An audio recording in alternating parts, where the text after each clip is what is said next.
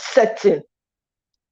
If anybody is not charged by now to understand that this battle, this fight is not about your tribe, you are sleeping a useless sleep. I'm telling you, because this fight is bigger than you and I. You see that video that was played by that guy, that activist from African America? This is the problem they have with Africans here who come from Africa. When they're trying to explain to you, these people don't care about your tribe. They do not care. If only as Africans, as Nigerians, or wherever it is you come from, you can see beyond your petty tribes. My goodness, Nigeria, everybody go they far as they want to enter Africa. African passports will be sought after in ways that people are lining up at and queuing for all these foreign embassies. Nobody go there. Now they do ourselves. If we think that this election is just for my pocket, so that my own tribe person will be the leader, or my own tribe person will be the one running affairs, you are on a long thing. You have lost it. You have lost your soul. Because when you are in a foreigner, nobody cares about where you come from. They don't stop you and ask you, by the way, where are you from? What language they don't give a hoot. Mikano will sell the entire country. His children, and imagine all his grandchildren, if they are old enough, they are all aspiring to be billionaires on top of your resources. They are prepping. They even now start to prep them early to try and find a way to enter the political space. So when they enter, they can continue the thieving that their fathers have been thieving. We should, in Nigeria, reject anyone whose father has run for election and say he wants to come on the back of their papa or their mama or whatever. That does not qualify. That has nothing to give to the people, should be rejected with everything. We are tired of these people standing on top of the heads of well-meaning Nigerians to loot our resources in tandem with external forces. We are tired. If you are not tired, me, I'm tired. I am tired and I'm ready to fight, because you know what? In all of it, it is the women, it is the children that are being slaughtered on the altar of their greed. It is them that are suffering. I listened to this man for 3 hours. I was mad. Like, why in heaven's name have we been sleeping? We've slept sleep that human being is not supposed to sleep. We've allowed these people run over everything. It stops now. We cannot bear this anymore. It's easy for us to point finger and come and try to protect our tribe, who tribe freaking help.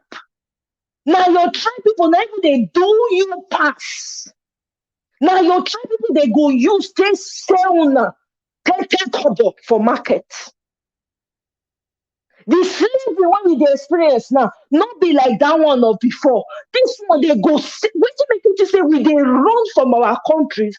We they give them the opportunity to loot us, and then you are here. You are not living the life you ought to live. You are not living to your full potential, whether you like it or not. You go to the university where you did this work, get all the PhD. What you don't make, what you don't create for your people.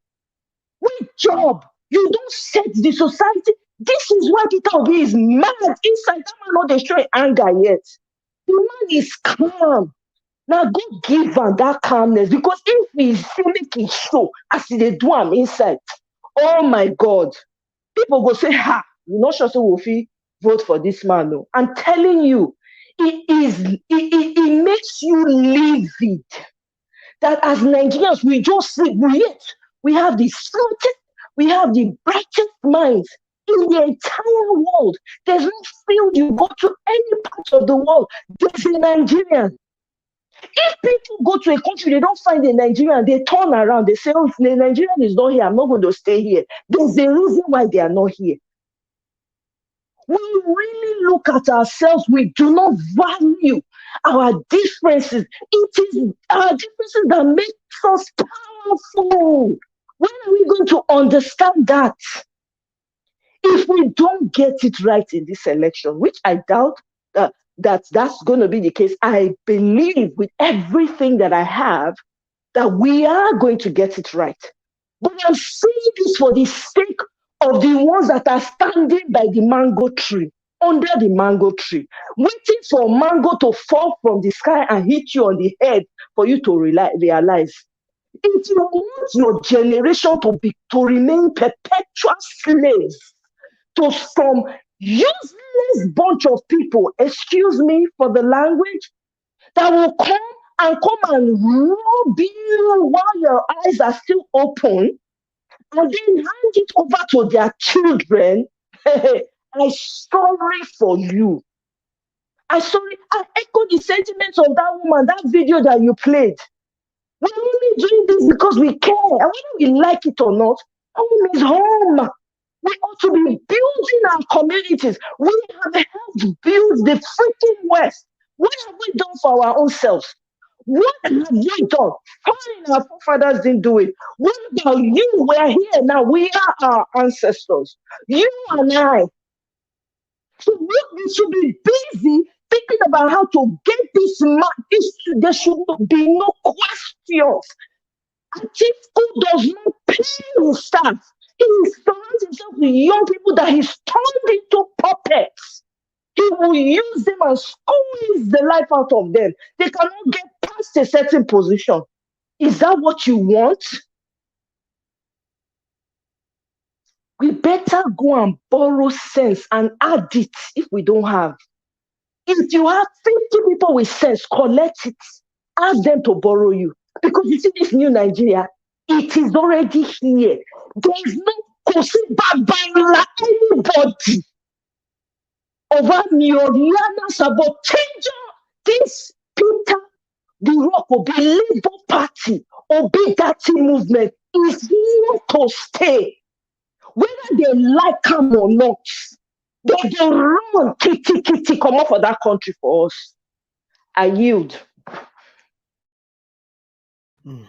Thank you very much, Abayes Kona. Thanks for putting on time to talk about Atiku. So fortunate. We're just going to continue to do our best to see how we can change the mindset of some Nigerians who are still clamoring for these two satanic parties. That's the best we can do. Thanks for your submission. Appreciate you. Casino Sakari just super chatted us right there. Thanks very much. May God bless you.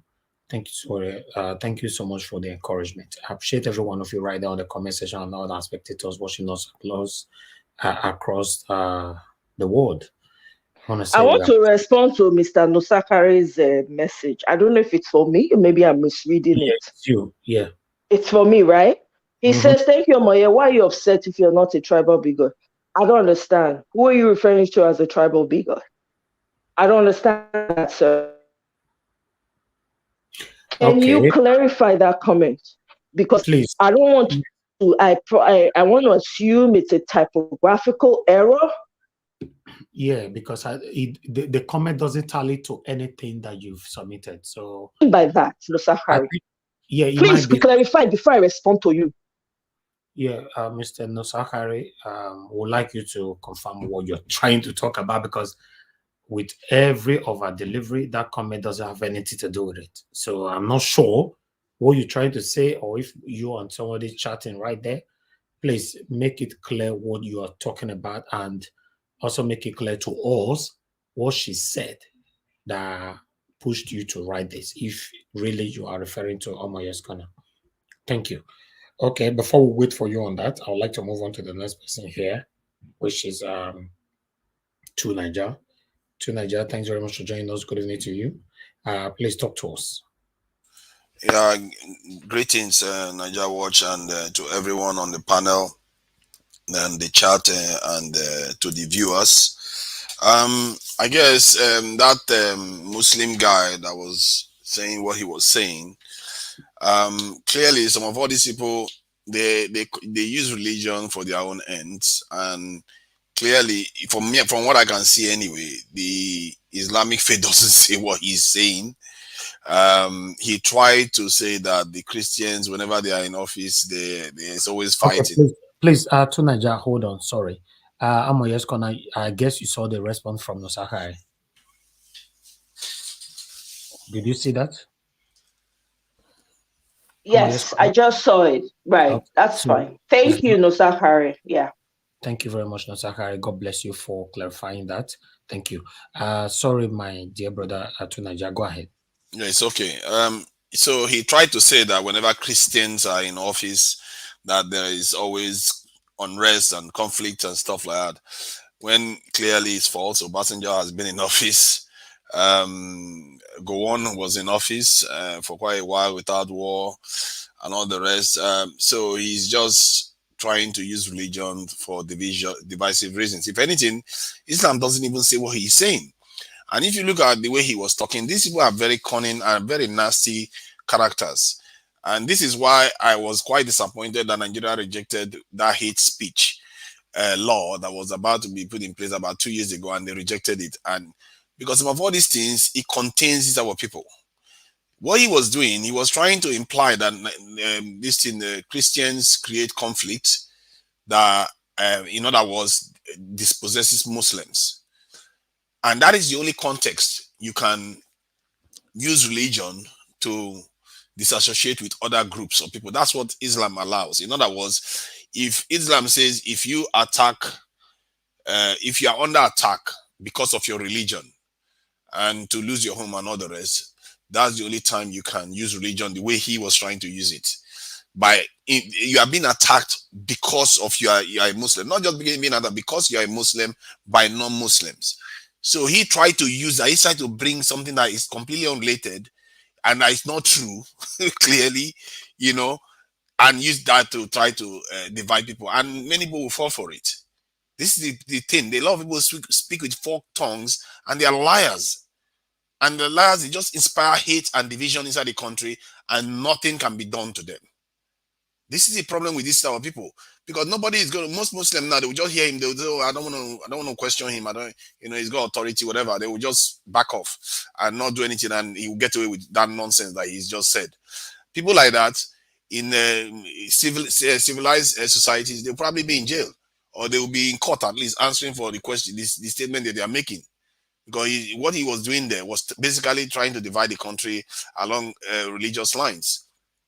And if that is the case, because what Haruna said earlier on this week, that is how the politics of the North works, then it means that this is endemic. And I have to say, you cannot also argue that the South doesn't play this type of games too. I've had a lot of people in the South say, oh, the Fulani and the Muslims, they are trying to take over and all kinds of stuff. You hear this type of stuff on both sides. It's poisonous. It's dividing us, weakening us. It's not getting us anywhere.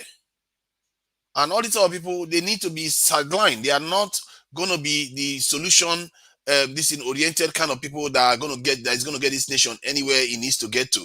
They are willing, this guy is willing to distort his own religion to vote for a corrupt candidate. God help him. He's willing to do that. That's how low these people are. So I'll leave that one there.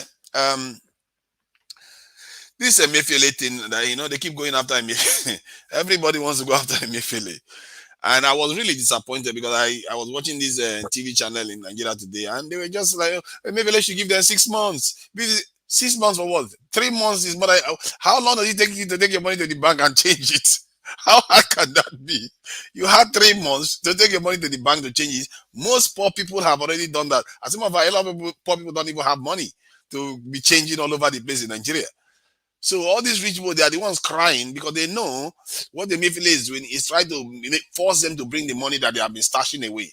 And they will need more time to be able to get those money back into the system without raising red flags. That is what the Emefiele is trying to force them to do. And the Emefiele is also forcing them to shift their transactions into electronic transactions. They don't like that because cash transaction is easy to hide. You know, you can take money out of the bank and you take it into anywhere in this world, into a forest to pay kidnappers or terrorists. Nobody will be none the wiser. But if you do electronic transaction from CBN, they can track the transaction immediately. I know who is funding terrorists, who is doing this, and who is doing that. Even terrorist business will suffer because how do you pay the terrorists if there's not a lot of cash going around? He has to worry about how you're going to pay him, because that's how it was in the West here too. In the West, you can't just get cash. Nobody's going to just give you 500,000 cash. Kidnappers are in trouble here. If you kidnap people, you better give them your bank details, because this is not going to work out. Because no matter how much you ask for, the guy will be withdrawing money every week, every day. It's going to take forever to pay your money. So this is what Emefiele is doing, and it's quite interesting because it turns out that from my analysis that Emefiele has the power. He actually has the power to reduce corruption and crime in Nigeria just from enacting policies from the central bank. That's how powerful this institution is, because it has such influence over how things and how people behave. People don't like to act when they know they can be tracked. If they won't act corrupt, because they know once they pay that money and that footprint is there, it's hard proof that you paid money to somebody. You see what I mean? How do you bribe people then? You have to go into an account to steal money, get the money from the account to give to them. How much are you going to bribe people in these days when they are looking for millions upon millions? By the time you withdraw it from your account, they will know if you are withdrawing in cash. If you want to transfer it through electronic transaction, they can track it. Good luck with that one. This is what people like Tinubu's camp, they don't like. That's why they call him. It's really a shame. They're not even hiding it now. They're not even hiding. They are openly saying he's a saboteur. They are openly saying the currencies are not getting to the banks when the currencies have already been released. You think Central Bank doesn't know how much he released into the economy? He knows how much he has released to the economy, and the people are not. They are either the banks are blocking it. I said it yesterday, and I said it day before yesterday. There are too many saboteurs in our economy. I don't know what I would call them, people that are listening to Godfathers and people like Tinubu, or they are just downright saboteurs and cowards that won't do the right thing to save their country or even do their own job that they are employed and paid for. They would rather take the money that somebody bribes them with to do the right, to do the wrong thing. Think about it. Some of these banks, they give them the money to distribute to the population. Then they would rather be giving it to their rich friends first, instead of them to give it to the people that need the money the most. And then they are also laundering money for the rich people in the process, because they don't want to show that they want it to look like it's a legitimate transaction. So they probably do it slowly. That's what is frustrating them. Because if you just put the money in 500 million naira inside a bank, everybody will know. Maybe they will be like, hey, who did that? Then suddenly that will raise a red flag. So this one is hurting them. If it's not hurting them, they wouldn't be complaining. And I support it, so that let all of them suffer for what they've been doing to the country. And he should not extend it for any reason. 31st of January, if they don't bring it in, all that money goes away. Because you see what is going on here. If you take naira out of the bank and you hide it, you don't spend it, so that then what happens is that other people put more naira into the economy, the naira value devalues, and then you can be able to sell dollar at a more expensive rate. And these people are speculating with money and making a lot of money just by hoarding cash, and they're just killing their economy. And that's why the central bank head felt like he had to act, and he changed the currency and he forced them to bring the money back into the banks. And I think he's also limited the amount they can withdraw. So be it. Let all of them have to answer for what they are doing with our money. If anything, if I was him, I would be instructing the banks to be releasing bank statements of government institutions, or maybe someone like Buhari should have thought about that. Maybe the idea hasn't come to him. If I was Buhari, I would be saying government accounts has to be made public to people like EFCC, police headquarters, all military headquarters, all major institutions in Nigeria that are mentioned in the constitution. All the heads have access to this in all government transactions if they need to see it. so that the legal this arm of the nation should have access to this information, so that they too will know. Because when they want to make a decision, they will know, okay, I see you people have been stealing. You are going to come to my court. You see how far you're going to get with that one. So all these type of things helps, and the junior lawyers will see it, because if they know that, okay, this is what is going on, the more people that are aware of what is going on, the harder it is to steal. That is the whole essence of CCTV. That's the whole essence of GPS. All this is, that's why it works. Because if everybody knows what you are doing, you will not do it and get away with it. Why is it that you don't see people committing crime in CCTV these footages? Because all these rich people, if they do that, they will be arrested, no matter how rich you are. You are on video committing crime, you will be arrested. If Tinubu goes on the street now, stealing money openly, all that his money will not save him. He will not save him, he will be arrested. He will be in trouble, because everybody can see it now. That is the problem. If everybody can see it, it's hard to defend yourself against them. And this is why I'm arguing that transparency, making more and more people giving more and more people access to where our money is going to, is very vital. So then I will leave that one. I'll pack that one there. Emefiele is justified to do what he's doing. Regarding the Tinubu and Buhari issue, I think that one, it's been a long time coming. I've been saying this for a long time, that these people at the top, they are not agreeing anymore. Even when they are in the same party, they are not agreeing. And Buhari he feels like he wants to give Tinubu a hard time. And I really am fed up of hearing some people keep making it look like Tinubu is the reason why Buhari went to office. You must understand that Buhari and Osinbajo, they are still together, and they are very, very close. And Osinbajo is very, very bitter with Tinubu. So obviously, Buhari and Osinbajo, they are not in support of anything to do with Tinubu. So they don't even want him to win. They don't want him to be the president of Nigeria. So of course, you saw how Tinubu humiliated Osinbajo after he won publicly. Just humiliated the guy. I don't understand this stuff. So people just make it look like, oh, Tinubu is the reason why Buhari is in office. So why do people say these things? Did Tinubu give Buhari the first 50 million that he kept winning when he was losing? He just added a little bit to it. That's it. Suddenly and not only him, people worked to do it, and they just gave him all the credit for it. I don't understand why people do these type of things. Yes, Tinubu contributed, but he's not the only one. Buhari did most of the heavy lifting by consistently winning 15 million votes or so. So I don't, this type of stuff people always associate with Tinubu, like he's some kind of Thanos. When they removed the judge against Adeleke today, or they say, oh, it's Tinubu's genius. No, it's not Tinubu's genius. If it was genius, he wouldn't have lost in the first place.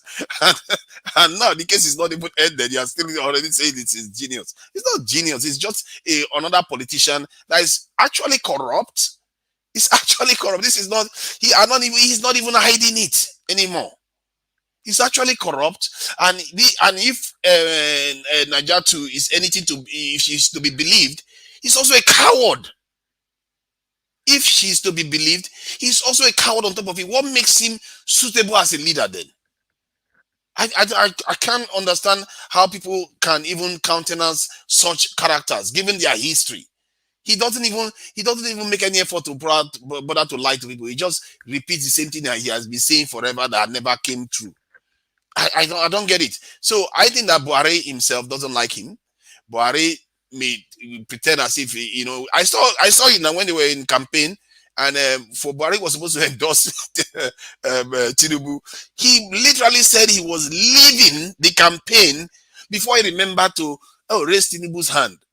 He doesn't support Tinubu. Any other that is reading between the lines will know this guy. This guy is not telling us to vote for Tinubu at all.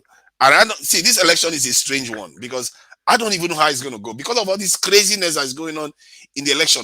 Nothing like this, from everything I've heard, has ever happened before, where even your president doesn't support their candidate with hope fully, and then you have the other parties doing crazy stuff all around.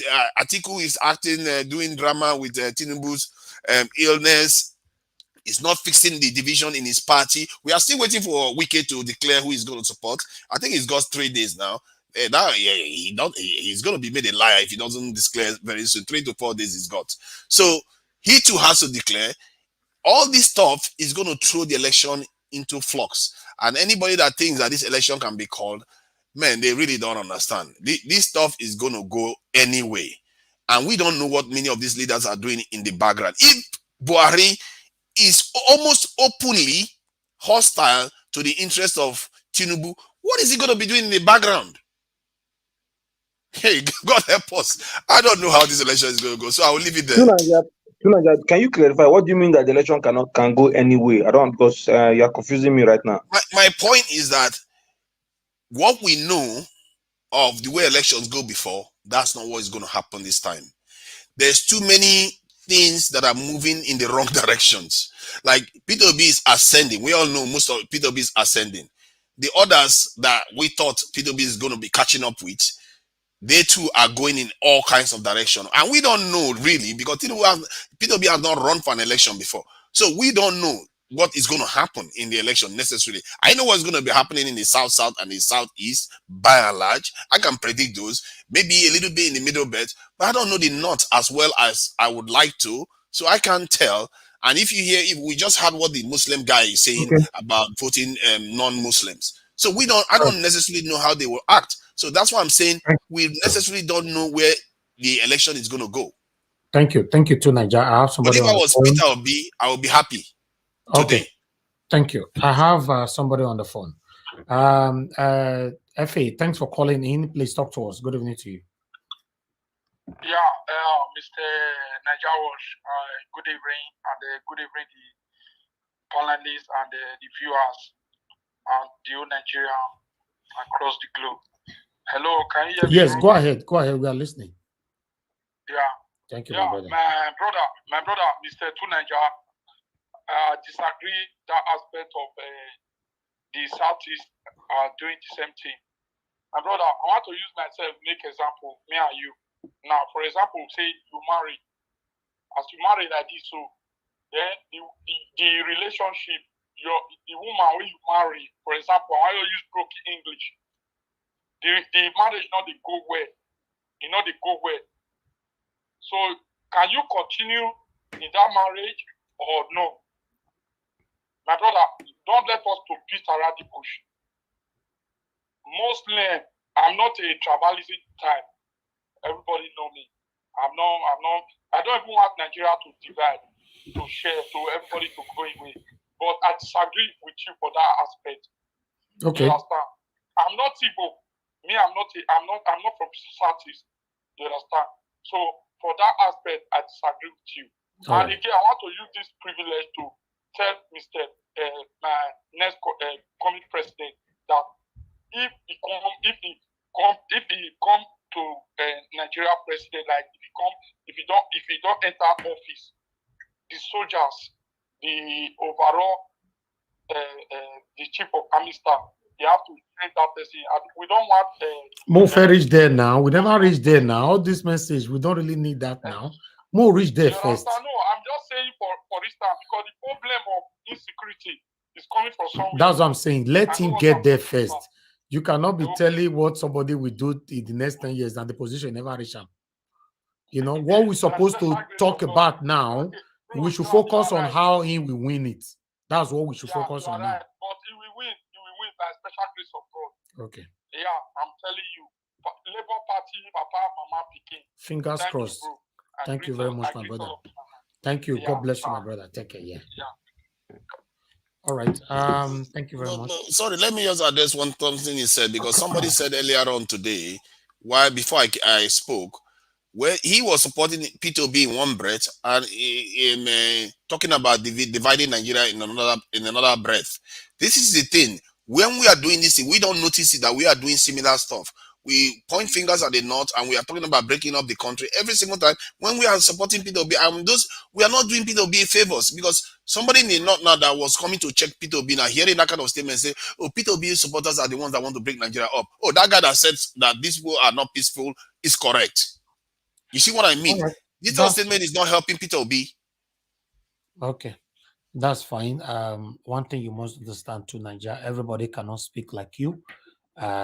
you know, but it's a good thing that you correct some statement here. But yeah, everybody have their own opinion in a different way, as long as we all are standing for one thing. So let's encourage each others, you know. If I must come in, I agree. Mr. Two Niger, you see, just like Mr. Elvis have just said, we are all not the same.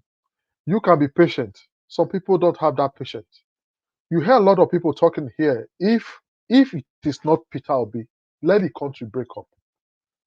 And it's not only them saying it.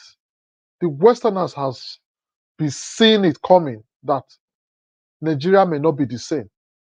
And this is the time. So if they are saying that, you don't need to say why are they saying that.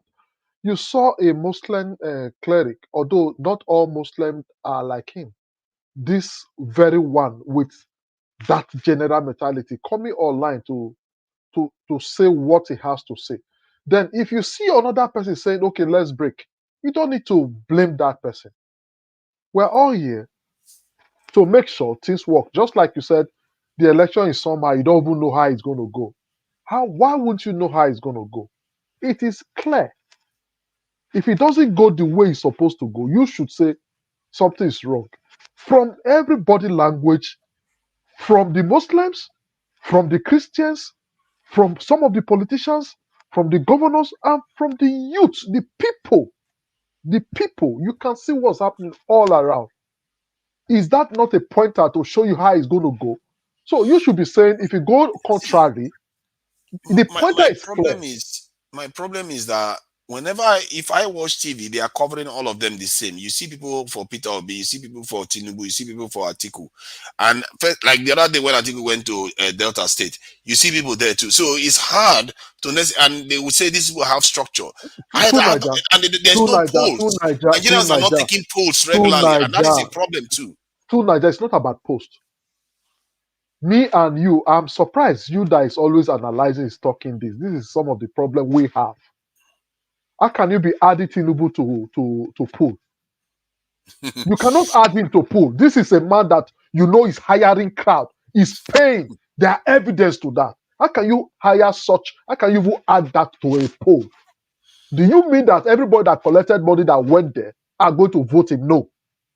They went for the money. How can you also add Atiku to poll? What is effect? What impact is Atiku doing now? Rather, he's destroying himself, just like Tinubu is destroying himself every day in all campaign he goes. These people are they've turned their nakedness outside. Their acts on the webs. So why would you even think that you don't know how it's going because you saw people there? People must follow them because that is the game. They want to share the money. People want to collect the money. It doesn't mean they're going to vote them. So if I don't want to hear this part, I don't know. It's like you're indirectly still saying that I'm confused. I think this person, for me, I am not in a bit confused. I'm very confident for what I've been saying. See the media. Tinubu shot himself by fighting the media. You see what the media is doing to him now? They are destroying him. Okay. Lefties, we have somebody on the phone. I like to Please, use data. I have somebody on the phone. Hello, good evening to you, Kavikel. Thanks for calling us. Please talk to us. Yeah, Najawash, good evening. Thank you, good evening, everyone in the panel. To Naija, I want to clear your doubts so you can understand what is happening. Your fear is genuine, but I want you to understand that when you see people like Atiku go to a state like Delta State and crowd came, remember that was a combined campaign. Governorship of Delta State, the candidate was there. All the senatorial candidates contesting election, they were there. And all those crowds you see there, about 50% of them were paid. The rest may be party members. The same thing applies to Tinubu. Now, and when you hear this Northerners, the Muslims coming on to tell you there will be fight, there will be a riot, there will be crisis, they are playing a mind game. Their aim is to make you not to come out that day to vote. And when you don't come out to vote, you have actually voted against your principle.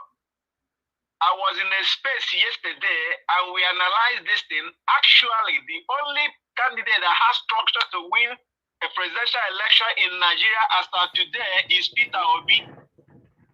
Every other person, Tinubu and Atiku, what they have is contractors, political contractors, not structures. I want to give you an example. When Tinubu does not have a structure to win election in the southeast, he has someone like in Abia State, he has someone like Ojus Okalu as the structure. Can Ojus Okalu win an election in Abia State? The answer is no. Atiku, let me give an example. Atiku has someone like Soludo, the governor of Anambra State, as the structure in Anambra State. The question you ask yourself, if Soludo stand election as it is today in Anambra State, will he win election? The answer is no. The only structure now is we the people. Just answer this question to yourself. 2011, we had an election in Nigeria. 2014, we had an election. 2019, we had an election. All these three past election, were you interested in who your friend or your loved one voted in Nigeria in those elections? The answer is no. But right now, you are interested in who your friend is voting for, in who your grandmother, your uncle, your people in the village are voting for. That means you are the structure that will change things. Politics is a science. You will see the result before the result comes. This election, we have already seen it. The direction is going. By science, you see that the only person that stands the clear chance of winning this election is Peter Obi. Anything otherwise is rigged. Okay. Thank you. Thank you, sir. Thank you. Yeah. Yeah, that is my fear. Okay. If everybody thinks they are going to win the election and one side wins it by INEC, then what happens next? We don't give a hoot about that to Niger. We don't give a hoot about that to Niger. To Niger, it is obvious that Peter the Rock Obi is going to win this election. Everybody can see that. If INEC do anyhow, they go see anyhow. Now so he reach. See the foreign television that interviewed that Peter Obi that I played earlier on. He said that at the end of the day, everybody is going to celebrate Peter Obi because it's just too obvious. So, but let's see how it goes. But Mr. Elvis, are you aware? Okay, I know you are aware that America now banned some people, some politicians not coming to America for now. It's a clear warning. Yes. Now, okay, let me quickly take our mind back to Osun State government. I saw it coming. We said it here, how they manipulated some area over voting even while Beavers was there. I saw it coming. When the governor went to court, I saw this coming. How did it go today? Though we still know that he had the chance of going to appeal court and Supreme Court. But for now, I think, to Nigeria, the signs are clear. You see this INEC. INEC has come to stay. INEC are looking at the faces of Nigeria at this moment. I want to let you know that. They tried to change the man in charge, but it didn't work. Why were they trying to change it? We have somebody on the phone, leftist, 1 minute. Alex. Hello, Alex, you are calling. I told you we're on the screen. Talk to us. Yes, I got logged out by my network. Yeah, thank you, Mr. Najawash. Okay. Just want to talk to Mr. Tunaja. Please turn down your device. I'm hearing two things, Alex. Yes, no, I've turned it down. I've turned it off. Okay, go ahead. Yeah. I just want to talk to Mr. Tunaja. We disagree to agree sometimes because we are obviously on one mission. I don't know how he has been affected directly or indirectly by the situation in Nigeria over the past 7 years. I don't know if he was in this country when Deborah was killed and there was no announcement from these wicked politicians who are crying foul play over Naira redesign, who are crying over foul play, over sabotage, and people are speaking up suddenly. When Abuja Kaduna train was kidnapped and people were massacred, 6 billion naira was paid in ransom by families. Many were killed. I didn't see any of these politicians who are fighting from different political divide or dichotomies. So my point is this, Mr. Tunaja, it's obvious to the blind. You don't need to tell a blind man it's raining. We know we are not one. We are just patching it. This fraudulent social contraction was a conglomeration of many kingdoms, many nations, like the Kanuri Empire, like the Oyo Empire, the Benin Kingdom. They were forcefully brought together by the British in 1914, and you know it. My kingdom was also invaded. My king was deposed. So, because my king refused to allow them use his own land as one Nigeria, but they forcefully did it. Look at where we are today. They want to give us independence. They give it to people who count cows as human beings and said they are more in number. We don't know the real population of Nigeria. One side of the nation think they are born to rule. They don't encourage merit. They don't encourage dignity of labor. They don't encourage, work hard. They just believe they'll sit down somewhere and create another law for themselves. Tunaja, are you aware we have Sharia law in the north? Are you aware? And you tell me we are one nation? Just imagine in the south we have another law called a Southern law that they have their own way of doing this. So we are not fools. We are brought up in the south to obey rules and regulations. But there come a time, some set of children will grow up that are asking questions. They have to shake the foundations of this country. The only thing holding them back is next month elections. Whether you speak English from now tomorrow, a man who is hungry in the south does not know English. Let it all get family victims are still crying for justice. Okay, Alex, you can come to the screen right now. There's space. Just collapse on its own. Alex, if they don't do the right thing. Yes, thank you. I will do that. Thank you. Thank you very much. Thank you. All right. Thank you very much. So we need to move on to the next person because we have another segment. Let me see. I'm not too sure who's the next right now. Okay. Gingerbread Man, please talk to us. Finally, the thing called reach my turn. Finally, Yes. people agree to you guys. Oh, very, very good. Gingerbread Man, thank you very much. But you've been never to say now. You never to say what you I've not spoken now. No, I don't do it now. Why they talk like that? I don't do it. You never to say. But I don't do it. I do it since you start. Okay, can we move on now? We don't have time. Thank you. Yeah. So thank you, Mr. Ranjawo. Thank you, Mr. Leftist. I sent you both a video. I don't know whether you saw that. What if they know that guy for that video? That video is very interesting. Okay. Concerning the northern bigot or a bigot on a maggot, I don't know what I would take color. That came to say that if you are not a Muslim, you are an infidel. And when there are two Muslims, you choose the bad and forget about the worse. But if there's a Muslim and a Christian, then you go for the Muslim, regardless of how corrupt that person is. This is exactly the question I asked Dr. Harun Aguru a few days ago, and he gave us the answer. I was kind of, skeptical about his answer, but this guy now came and clarified me. So Dr. Harun Aguru was 100% correct. But I want to believe that majority of our northern and Muslim brothers from the northern part of Nigeria do not think this way. In fact, I want to believe that the current insecurity, the current hardship of Nigeria has emancipated a lot of them from this type of mental slavery. Because Aisha Yusuf asked a question in Kano in order to portray this point that next year election is not going to be about religion or tribe.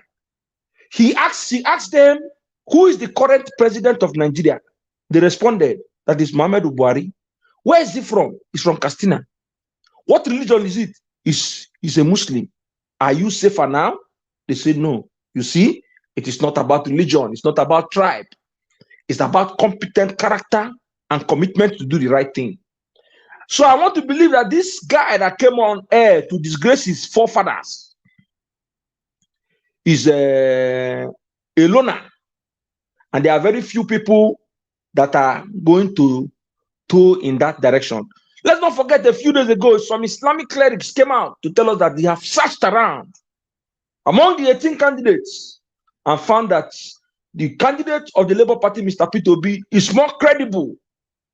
And they are going to look beyond religion or tribe for them to make their choice next month. So this is just a distraction. And like somebody has postulated here, I'm not going to be surprised if this is sponsored by either the PDP or the APC, because those guys, we have not seen what they cannot do.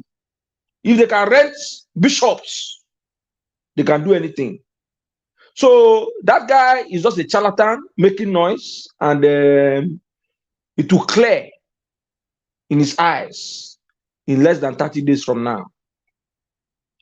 With regards to the House of Representatives issuing threats to Emefiele, well, I want to beg to say that those are empty threats. Why are they empty threats?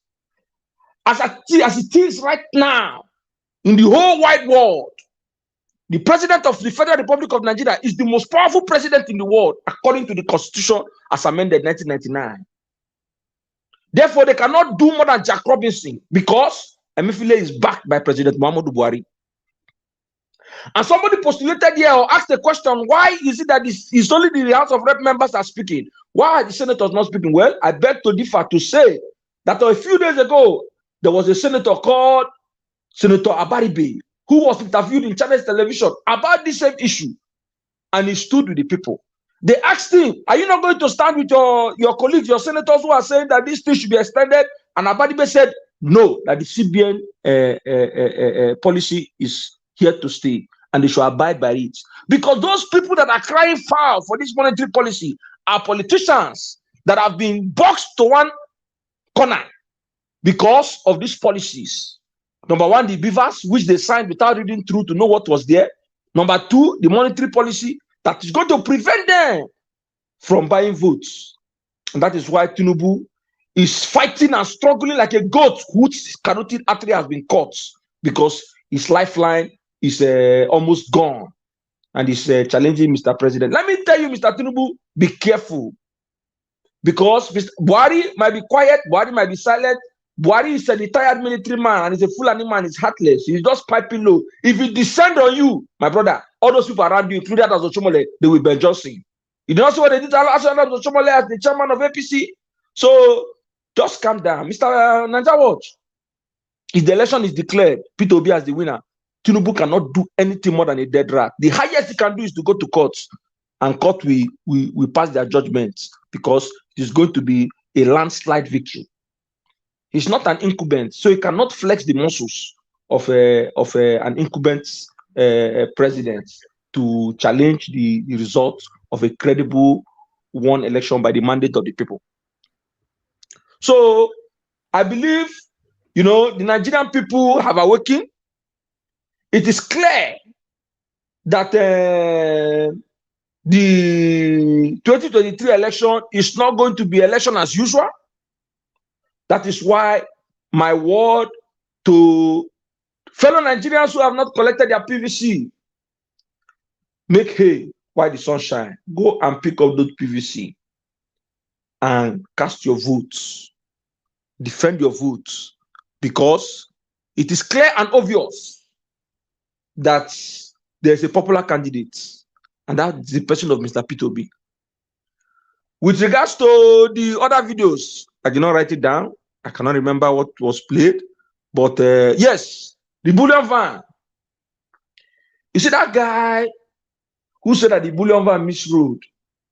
That guy, I'm telling you, is the most nonsensical human being I've ever seen on the planet Earth. And his children are going to be ashamed of him, even 100 years while he has died and gone, because internet will never forget. How can you say that bullion van misrode? Under 1 second, immediately, bullion van that misrode, you already know that the bullion van is not, it does not have money, it's empty.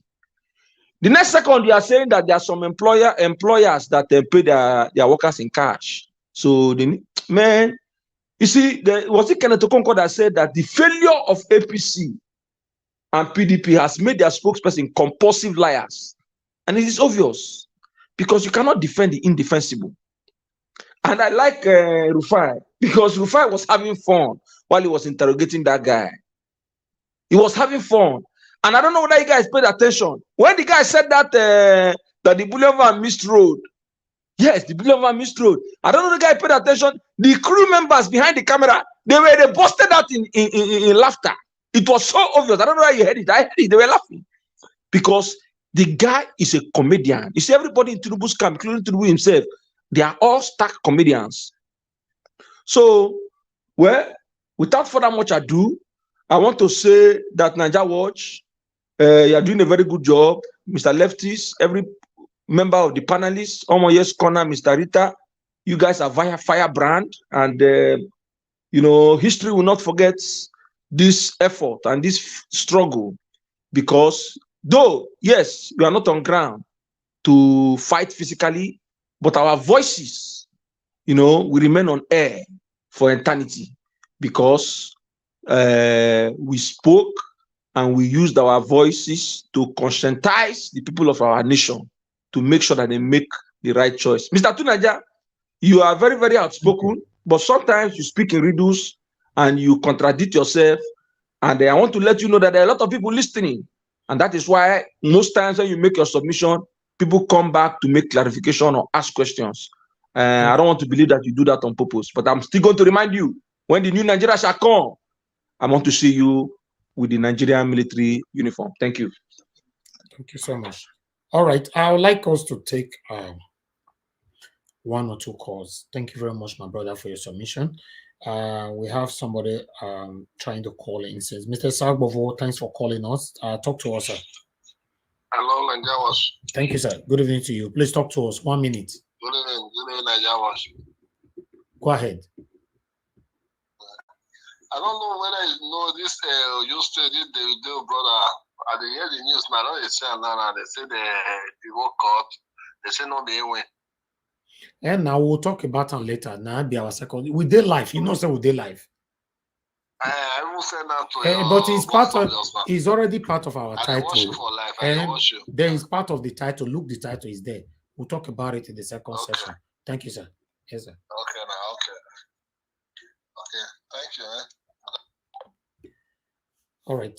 Thank you very much, my people. I appreciate you all. I would like us to move on to the next person. Please, everybody should please stick within 5 minutes.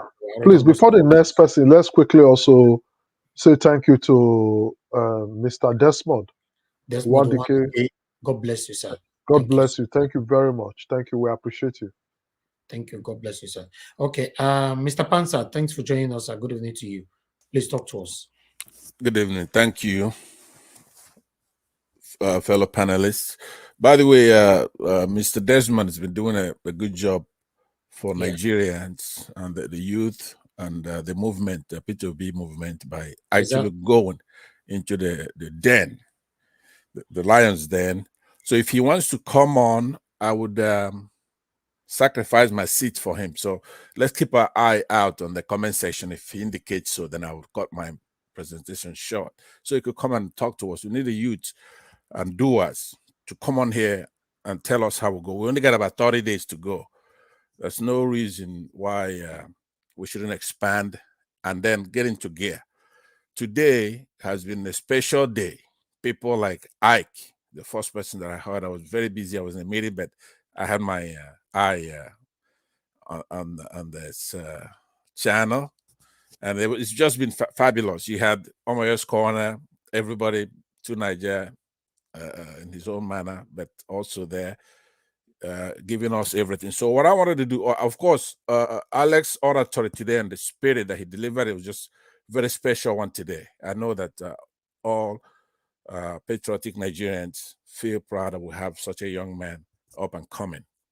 And of course, the platform, everybody, including the chat session, the greatest mom of all for us here. So what I wanted to do today is to thank Nigerians so far. I mean, you have to be able to be thankful. You know, that's why, like I said, I couldn't play God for like a day. I'm gonna wipe off everybody, because what God does for us, we just take it as a given. We don't thank anybody. No way to politely express thank you, because that acknowledgement of a gift or service goes a long way. So far, I want to thank Nigerians. And the way I'm going to do this, because I only got a few minutes, is to start by thanking the entire Nigerians, the way they held Southeasterners to account.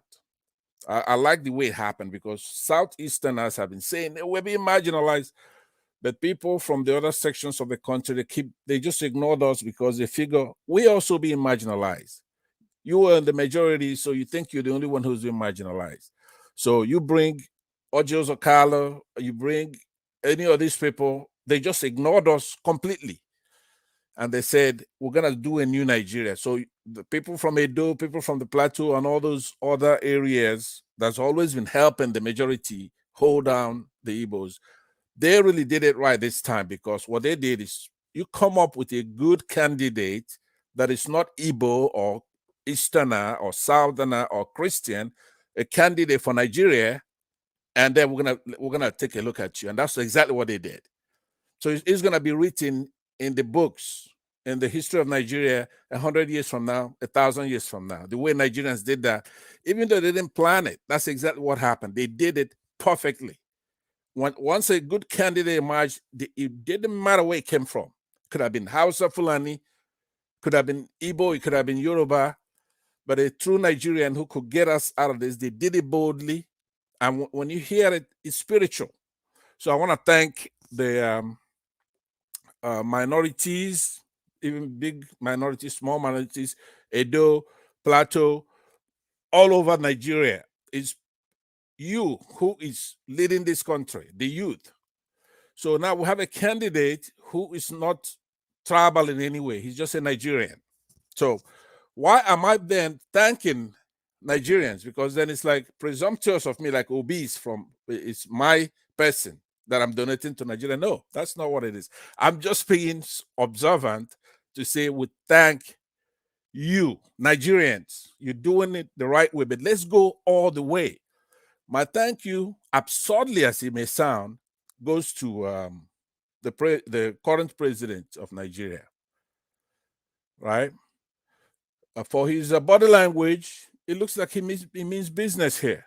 We've seen this phenomenon before, like I said about a month ago, in the United States when George Bush did all the wrongs that somebody could do as president, invaded Iraq, did all kinds of things. But towards the end, he had an epiphany, and the Lord discovered him, I guess, and had mercy on his soul, just like he did with Saul in the Bible, who was out there persecuting Christians and killing a lot of people.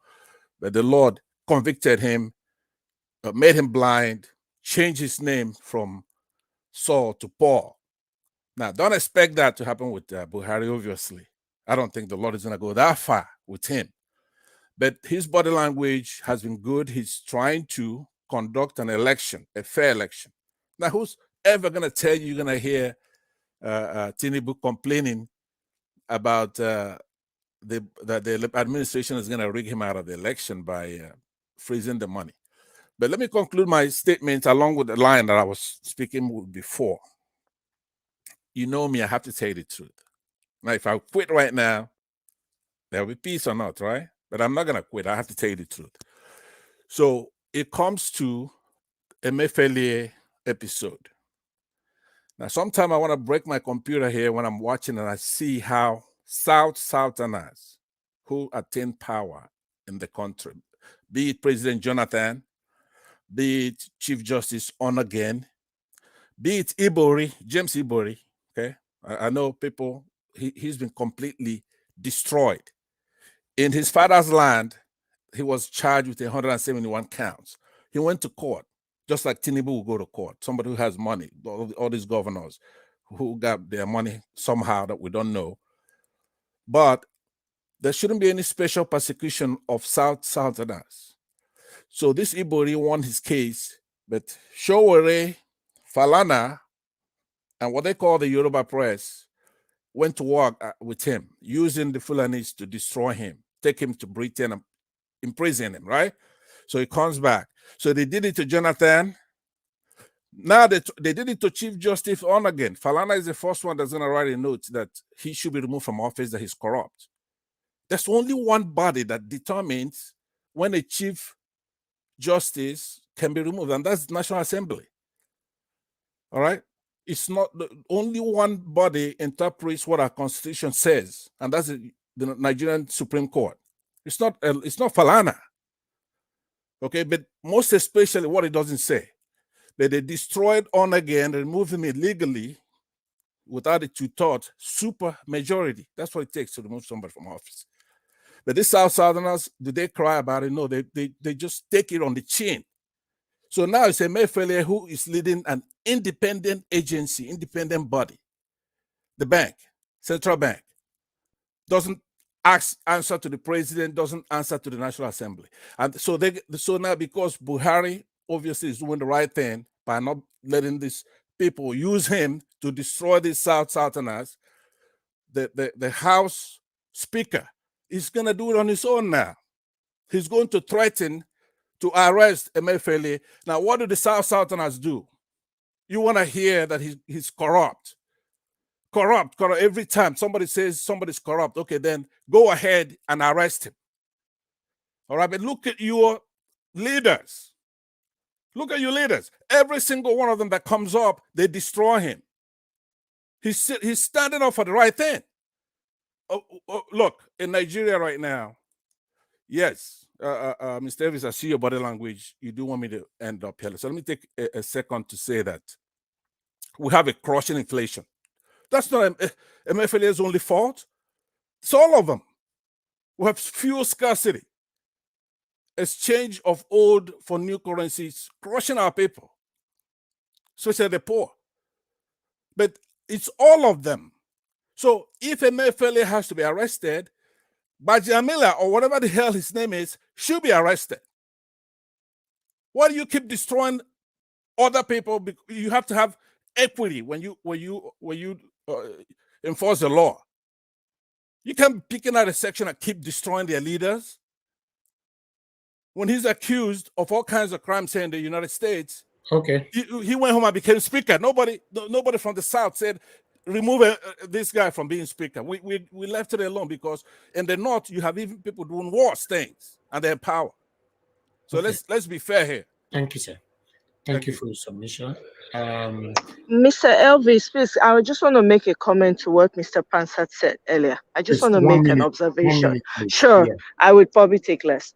Mr. Pansat, thank you very much for the delivery. And I just want to push back on the use of your word minority. I know that it's something that you use because maybe that's the way to, that you've been using it to express, but no one is a minority in Nigeria. I certainly am not a minority. I don't see myself as such, and I'll never see myself as such. What we have in Nigeria, we need to understand there are kingdoms that came together. So please, when we're referring to ourselves, let's try and be more inclusive by saying Nigerians, or you can refer to a part of it. I'm not trying to police your use of language here. I'm just focusing on the word minority. I stand to be corrected. I hope you understand that. I do. Thank you. I'll take the correction and I will. Yes, I second that motion, please, with respect to Nigeria. Okay. Exactly. Please, I second that motion. Pansat is very humble. I know he wouldn't make a martyr out of a hand ill. So. I'll make the correction. Thank you very much. Thank you very much. Bye-bye. Correction and for the acceptance. Thank you, sir. All right, Mr. Victor, you're the last to make a contribution to this first segment before we move on to the other one. So please talk to us. Good evening to you. Finally, good evening. Yeah, I've been watching with keen interest, and everybody has spoken pretty much everything. But contributing to what is it Omoye's corner that just spoke right now? Yes. Okay, yeah. Contributing to that and starting from there, yeah, there are kingdoms that came together many, many years ago.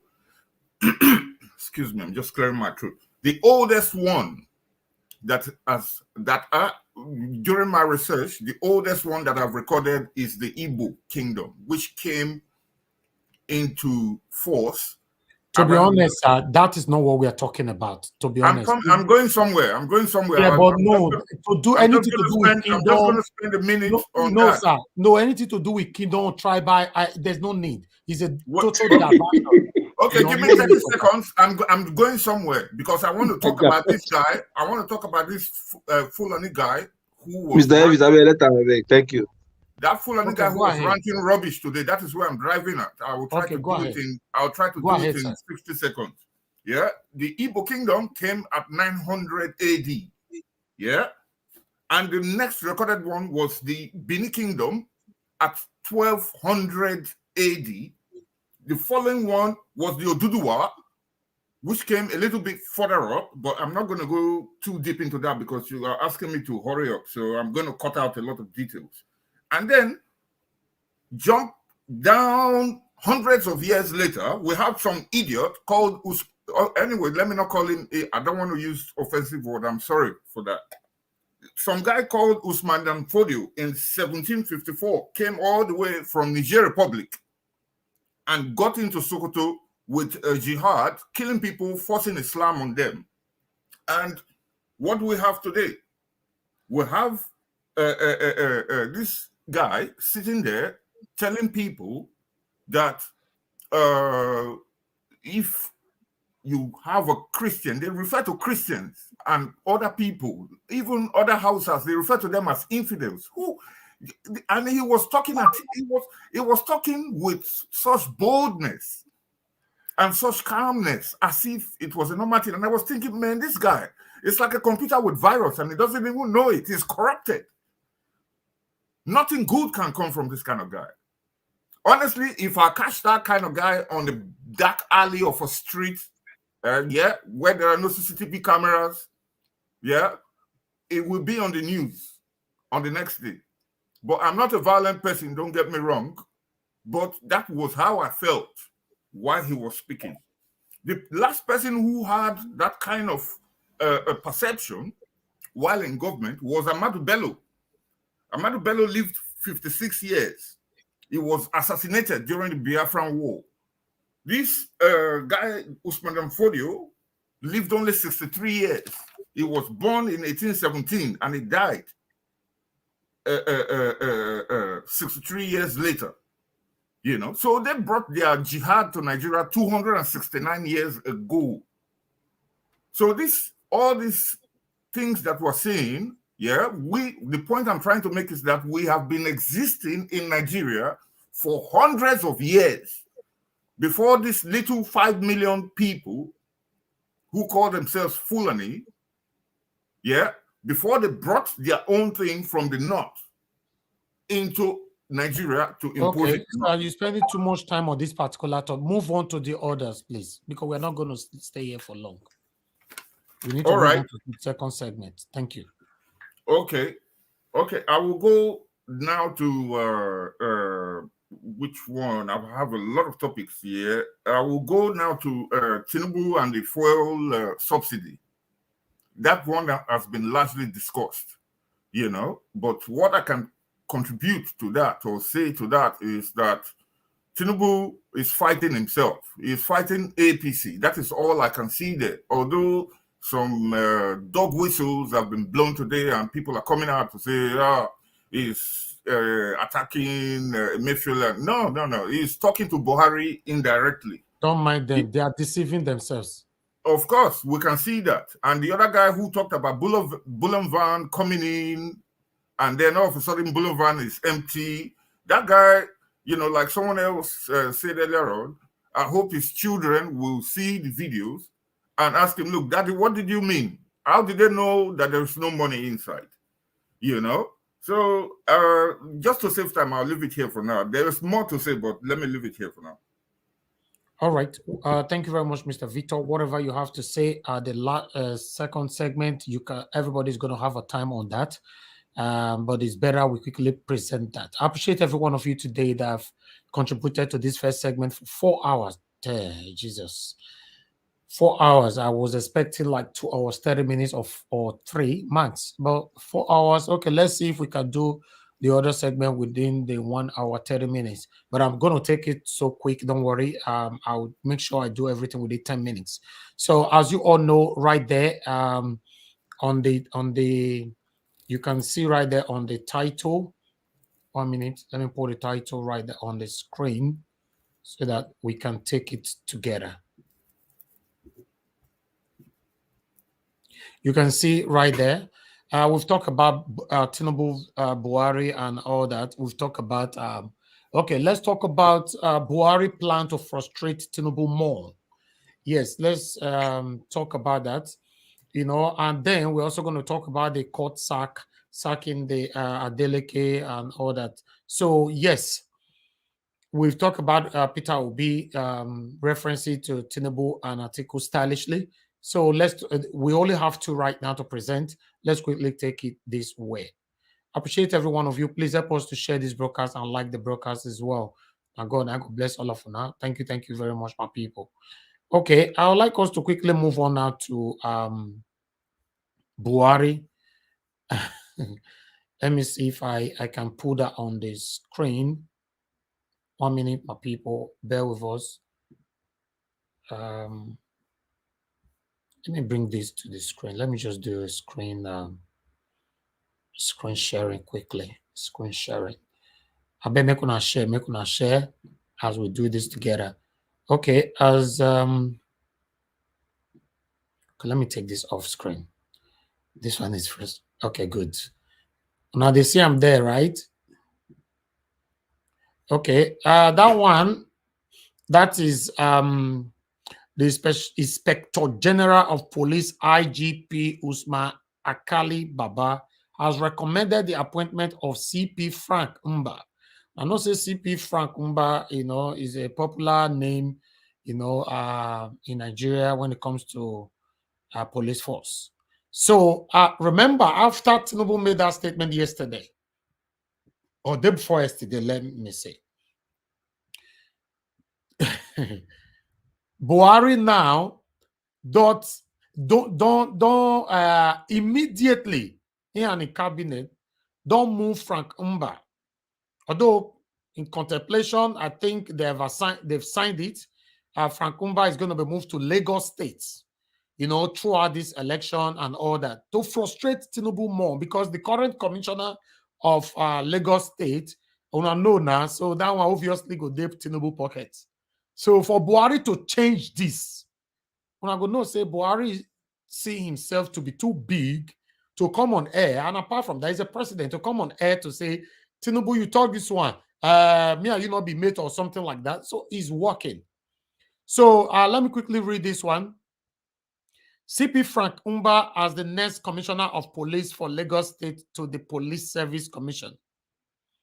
Also recommended to the PSC to take over as commissioner of police Ogun State is CP Udowu Owunwa. Okay, on this one, because of time, I'm not going to take much on this. The headline is better for us because I'm not going to, because of time. You can see, so he's going to be the next commissioner of police in Lagos State. So if you now read Go Vanguard, or some of you might have seen it since morning, is a breaking news, and is in fact is a heartbreak for Tinubu and his spokespersons. On that, I will take this off. Let's quickly move on to the second one. Sharply. Okay, the second one, I be this one here. Okay, this one happened earlier this morning. And I know say Adeleke, the dancing senator, he don't dance, forget himself. Don't be small when he win this election a few months ago. But today they break a heart. Say, no, they sack him. Say now the other man, Oyetola, where he did there for 4 years, now he go retain the office. Although they are planning to go to Supreme Court.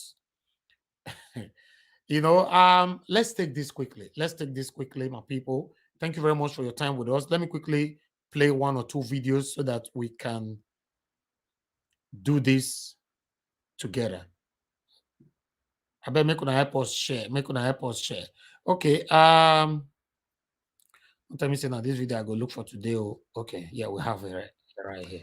Hello and thanks for joining us on TVC News Update at 4. We'll begin from the development in Osun State, where Senator Ademola Adeleke has described the judgment of the Governorship Tribunal as a miscarriage of justice, vowing to challenge the ruling at the Court of Appeal. Senator Adeleke said this while reacting to the verdict of the tribunal, faulting the resolution of the overvoting question in favor of Mr. Oyetola, calling it an unfair interpretation against the will of majority of voters. He asked his supporters to remain calm and vowed to appeal the judgment at the Court of Appeal, insisting he remains the rightful winner of the July the 16th election. The tribunal, in its ruling, ordered the Independent National Electoral Commission to withdraw the certificate of return issued to Senator Adeleke and reissue same to Adegboyega Oyetola. Meanwhile, counsel to the PDP have vowed to challenge the result at the ruling at the appellate court.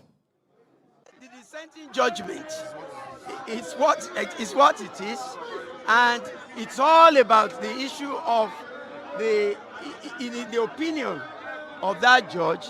He felt that the beavers report that the other side tendered, should supersede the one that we got and we tendered. We are dissatisfied with the judgment as delivered, nullified the election that was freely conducted on the 16th of July 2022. The reality on the ground is that we are dissatisfied, and the necessary legal steps for the purpose of challenging that judgment, we will embark upon it. Nigerians, people from Osun should be calm. There are constitutional provisions on what should be done. I have a belief that the Court of Appeal has a duty here. Thank you. All right, my people, una see up there. But meanwhile, Adeleke don't come out today now. He don't come talk, say, hey, he not go grill, he go take the matter, go the next level. I go let us quickly hear what they have to say here. Come, this video, not let me find you. If I find you, okay, I found it's right here. State, we have all heard the split judgment of the governorship election tribunal. Two members of the tribunal delivered two opposing judgments. The chairman and the member 1. The member 2 did not deliver any judgment. She abstained. The chairman's judgment affirmed the claim of overvoting, while the member 1's judgment agreed with our position as captured by the beavers machine as the primary source of accreditation, data of true accreditation on the day of the election. The reality of my election as the governor of Osun State is captured in the member 1's judgment. The claim of overvoting in the chairman's judgment was unfounded. This was clearly a miscarriage of justice. I repeat, this was clearly a miscarriage of justice. Based on the above, there was no majority judgment. I repeat, based on the above, there was no majority judgment. My good people of Osun State, I am still your governor. I have the right of appeal on the chairman's judgment, and I have instructed my lawyers accordingly. You gave me your mandate. Our election remains valid, and by the grace of God, we will triumph at last. I call on you all to remain calm and go about your normal activities peacefully. Please remain law-abiding. We have strong faith in God and in our judiciary. God bless you all. God bless Osun State, and God bless the Federal Republic of Nigeria. I thank you all. All right. Before we start talking here, two things I need to quickly contribute so that we can start talking on it. One, they say, for any reason, say this man, they can't remove him tomorrow, finally. How do you address him in the future? Is he a former governor? Yes, of course. Yes, he was a former governor. Like Osarime before in Edo State, Abi? Yes. Yes. Okay. Yeah, yes. So if your rule for 1 week, you're already a former Nigeria governor. Watch, but you said, Mr. Elvis, you get bad Even if mouth. it's one day, You get bad mouth. even if it's one day, Nigeria Watch. You introduce this guy as the dancing senator who don't dance, forget himself. Your mouth very bad. No, because that means Alex be like Nigeria Watch. Nigeria Watch, if you are a governor for 30 minutes, you are a former governor. Anyway, okay, all right, that's If, good. if they are calling former governors in Edo State, Osumbo is always there. It's former, okay, Osumbo. All right. Now, two. Now be say, hi, my people, our money don't finish. We are not saying this judgment where they pass today. So, if I tell you the way money they fly right now, to make sure, say, from the two sides, though, from Adeleke side, money they fly. Lawyers, they enjoy, or leftists. Let's say you will go back to Nigeria, maybe go practice law, because lawyers now they collect the way, or you see all these compulsive liars where they want for Tinubu now. Everybody's collecting. Adeleke now not go want make it waiting, you don't taste, and don't drink better juice for inside that government house. Make it come out after you don't dance left and right. You don't give all different moves. You not go work. Meanwhile, my people, that's the last videos we have for you today. These are our second segment. Let's start talking. Lefties, I start with you. I beg not to talk so that these people will have time to talk. All the panelists. In fact, this one you just make her not to talk. Make her not just talk at all.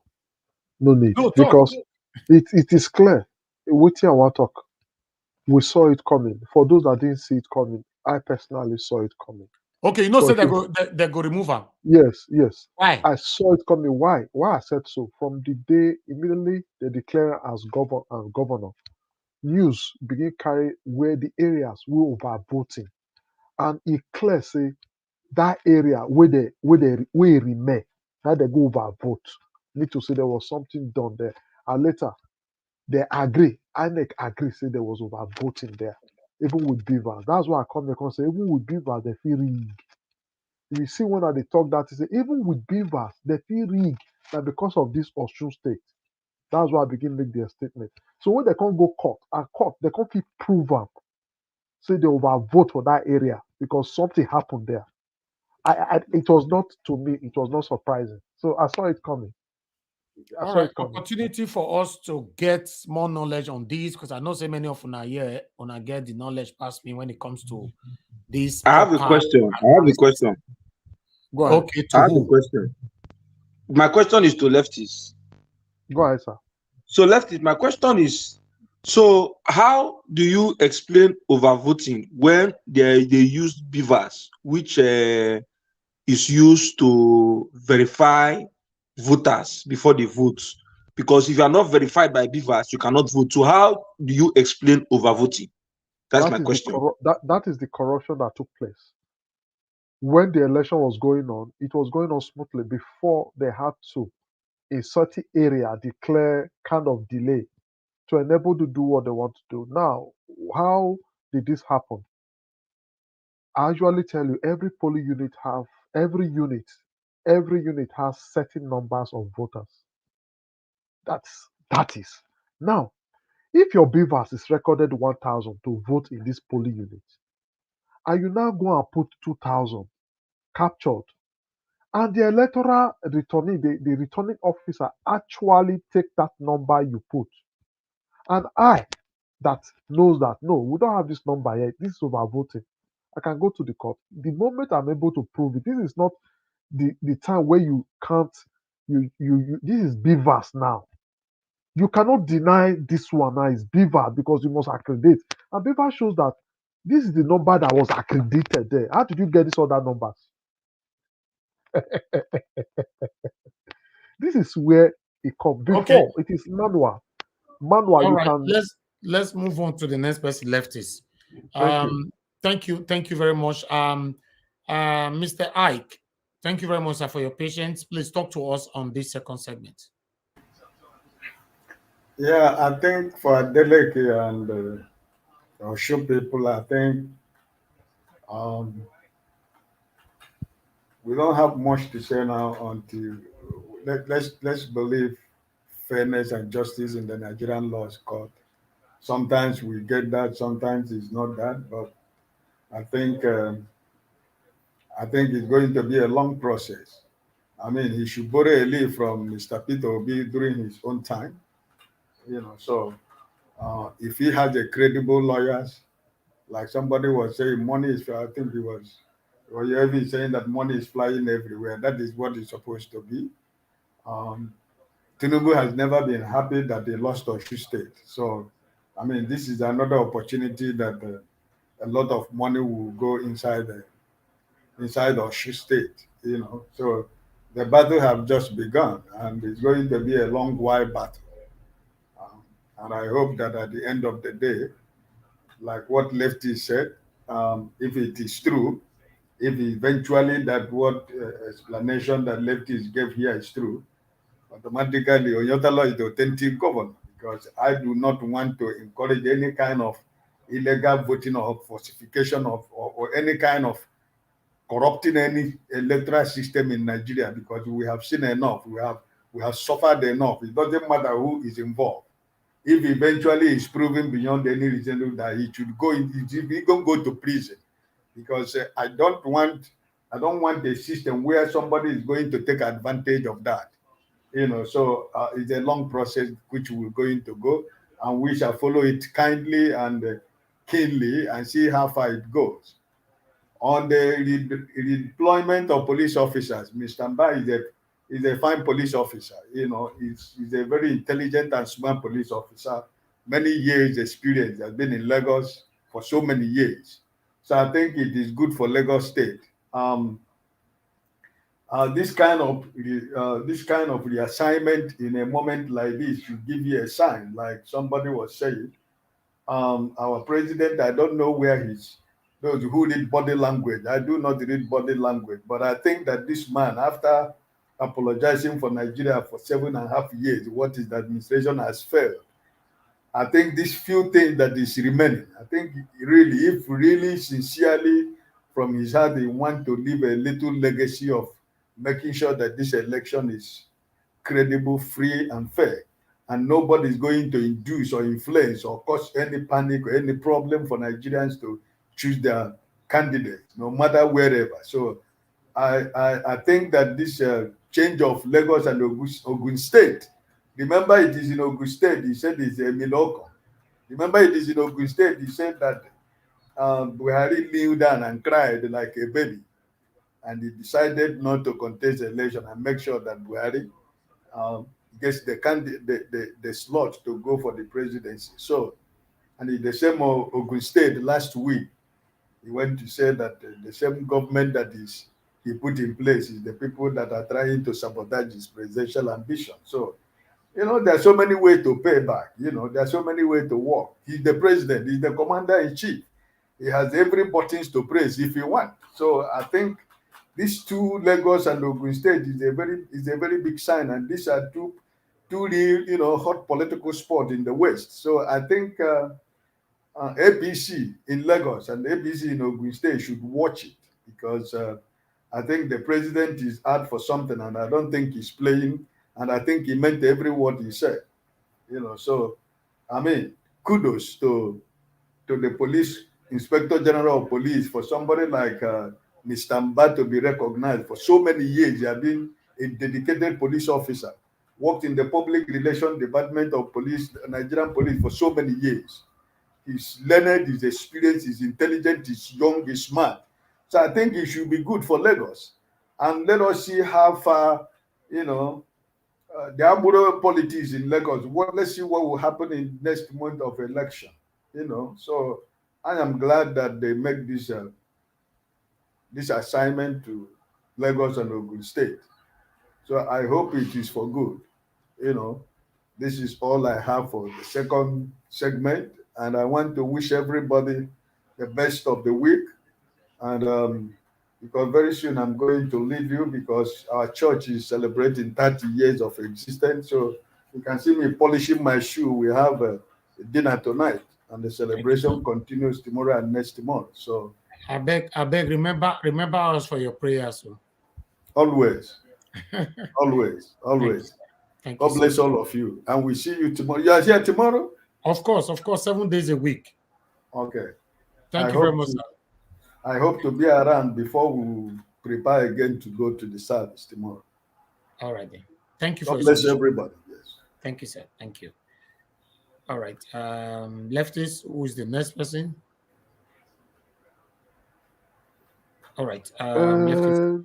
After Ike, it's Mr. Alex. Mr. Alex. Mr. Alex is not here. Okay, he's here. Okay. Yes, I'm here. Thank you. Yes, I came back. I came back. Talk to us. Yes, I'm here. Thank you, Mr. Leftist. Thank you. Mr. Ike, I want to say felicitatio with your ministry 30th anniversary of existence. Thank you. God bless you. Yes. I wish you people all the best. Amen. Yes. I'm a Christian too. I believe in Jesus as my Lord and Savior. Anyways. Yeah. Mr. Najawash, something is happening. Mr. Leftist and my fellow panelists, something is happening. There is a breach of contract between Tinubu and Mr. Buhari. Because from our calculations, Tinubu boasted that he brought Buhari to office. And Buhari he does not want to continue that line anymore. You have seen it all. They've all looted the country together. They've all killed people together. They've all maimed people together. They've all destroyed the country together. Something came upon him, probably pressure from international community to do something, to use the escape route of history, to put his name on the landmark. He's doing it openly. What else do you want to see? You want to see him and Tinubu first? He's destroying him, number one. He does not follow him apart from once now or twice. Since campaign season started now, it's been months.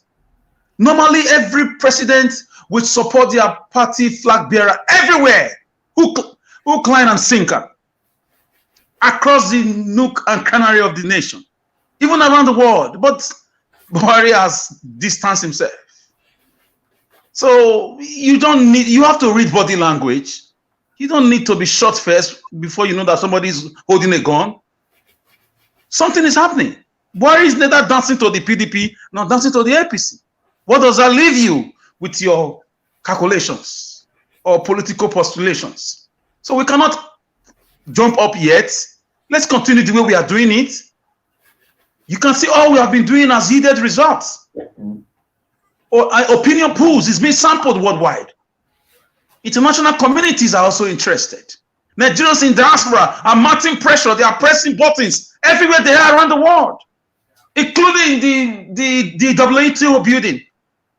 Everywhere, even in the European Union, in the British Congress, there are Nigerian-born or Nigerian-originated people who are working in those institutions, who are pressing one or two buttons for the sake of the killings going on in Nigeria. Bloodletting. We can never accept killing as a norm. We are human beings. We are not cannibals. We are human beings. We are a people with love and hospitality.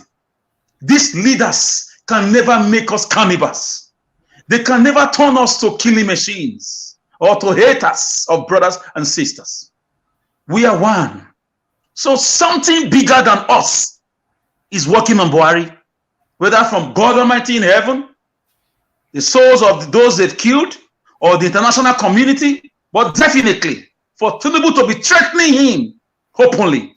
Come on, you don't need to be told that the biblical menemene tekel ofasi. So Peter Obi can only read Psalm 23. The Lord is my shepherd, I shall not want. He makes me lie down in the green pastures. He leads me beside the still waters. He restores my soul. He guides me in the path of righteousness. Yea, even though I walk through the valley of the shadow of death of PDP and APC, I will fear no evil. For thou art with me. Thy rod and thy staff, they comfort me. Thou prepared a table before me in the presence of my enemies. Thou anoint my head with oil, my cup runs over. Surely goodness and mercy shall follow me. Come next year's election. This is the prayer. This is the prayer of Mr. Peter Obi, and I know. I've studied about him. He's a prayerful man. Okay. My brother, let me quickly add this to it. Just coming up now as a breaking news. Tinubu and all the APC governors have embarked on a journey to go meet Buhari to apologize according to what I'm seeing here, Tinubu begged for forgiveness. That he never meant to talk. So that is what we are getting now. So go ahead, my brother. Let me put my details together. Bros, I'm laughing. Bros, if you not even just tell us already, the damage has been done. They say you saw Tinubu now, my friend. No. There's a lot of complication right now with all of them. They say he saw Tinubu. Now he saw Buhari. Now Tinubu and all the APC governors are saying that we are very sorry. It's a mistake. Now Alex insult. Now Alex now insult. Not be Buhari. I was scared. Anyway, go ahead. My dear brother, this is what happens. If you can remember Jesus Iscariot after he saw Jesus, he couldn't use the money well. He killed himself headlong. Till today, that land is still left fallow. Nothing grows there. Nobody uses it. The land is still in Israel. It's a tourist destination. The land where Judas sold Jesus. Tinubu sold Nigerians. He thought he was being smart. He was being jagaban. Now he's a jagafu. He has become a jagafu. Now they've thrown back his money. Judas Iscariot returned the money to the Pharisees and the Sadducees. The Pharisees means too far to see. The Sadducees mean too sad to see. But they threw the money back at him and said, "It's thy money. We have no dealings with thee." He took his life. So I'm not a prophet of doom. People are already postulating that some people may not see these elections, considering their state of health and their state of not being remorseful and their wickedness and their age also. I didn't call a name. So, Mr. Najawash, you don't, well, any position God gives you, use it well. If Tinubu had spoken, if he was a good man to Nigerians, if he didn't punish Nigerians with the way, even if he brought this government to power, according to him, and he has been talking, he has been saying, I brought it to power, but I didn't bring it to kill Nigerians. I didn't bring it to kill them at Adeleke Tollgate. I didn't bring it to steal money. I didn't bring it to run country like this. Please, Nigerians, look at my hands are up. If you have been doing these things, then it would have been well with him. But now the blood of innocent people are working before God. God told Abel, Abike, he said, the blood of your brother is crying to me. Where is thy brother? He said, am I my brother's keeper? God is asking Tinubu now, where are Nigerians? Where are the Adeleke Tollgate victims? Where is the brother? He's saying, am I their keeper? Am I their parent? Am I their father? Everything is like, it's backfiring now. You can't sow beans and expect to reap cocoyam. So there is a new dawn. Peter Obi said, an idea whose time has come, you can never stop it. The prayers of our great-grandfathers who are in the grave is being answered. The blood of the innocent citizens, the ASU strike, the innocent children who were born since 1999, who have not known anything apart from violence, apart from wicked breaking news on a daily basis, apart from Lekki Tollgate killings, apart from NEPA interruption of light, apart from no water to drink, apart from, a lot of bad way of running government. They've not enjoyed the citizens' rights and, benefits. They see their friends abroad enjoy. Their cry has reached unto God. God has set fire in the midst of PDP and APC for the sake of Nigerians. The hand of God is upon Nigeria. You can never stop it. If not, the academics in America, they've never predicted 99.9% of their prediction used to come to pass historically. They predicted in 2001 that Nigeria will not pass 2015 or 2014. Goodluck Jonathan considered defeat against the first black man in Africa to do that. To say, congratulations to your enemy. Obama said, this is shocking. Something good is happening in Africa. For an African man to concede defeat, a presidential, vote at that matter. So the hand of God is working for us. And with the way we took our destiny into our hands. It started from the social media. We can never thank God and thank the social media enough. Like Madam Rita will always say, thank God for social media. This media platform, it was created for Nigerians. God just used these Western people to create the media for the Nigerian populace who are suffering. The elderly people who cannot go to farm. The family of Deborah that they've abandoned. The Lekki toll gate victims whose family can't speak up. Our diasporans who now use the word Jackpa as a norm because of frustration. These things, the jobless youths who have gone into different strata of crime in the way just to survive. The cry and the tears of young graduates who left school for 5 years, nobody to give them job. They lie to us that our graduates are not employable, but Britain is sucking them in.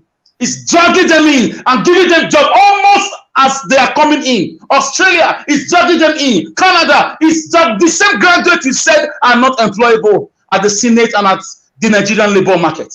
You see how they've destroyed the country. So Nigeria was. The struggle have just started for Tinubu, Atiku, and the rest. You see how that guy came out. It has never happened in Nigerian political history. Somebody will come out to speak against a presidential candidate. You'll be dead in 5 minutes. It doesn't matter. You'll be dead. Go and check history.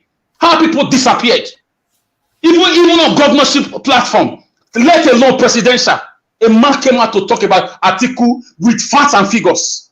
And now the G5 did their own. The Tinubu now he's been misbehaving with his age and everything. APC brought a man who is not fit. These things are the hands of God working for us. They have no choice. A new Nigeria is very close. Let's not give up. Let's keep on the fire burning. Get your PVC. Stand there on that day and vote. Don't go there and smile with them. And we are not just coming to vote and sing national anthem like Lekki Tollgate. We are coming prepared. INEC. We are coming prepared. So Mr. Buhari has no choice. Something is working on him. Yes, something is working on him. Everybody wants a new Nigeria. Thank you very much. I'm still here. Yes, thank you, Mr. Alex. We just go straight to Chooks. Mr. Chooks, please talk to us.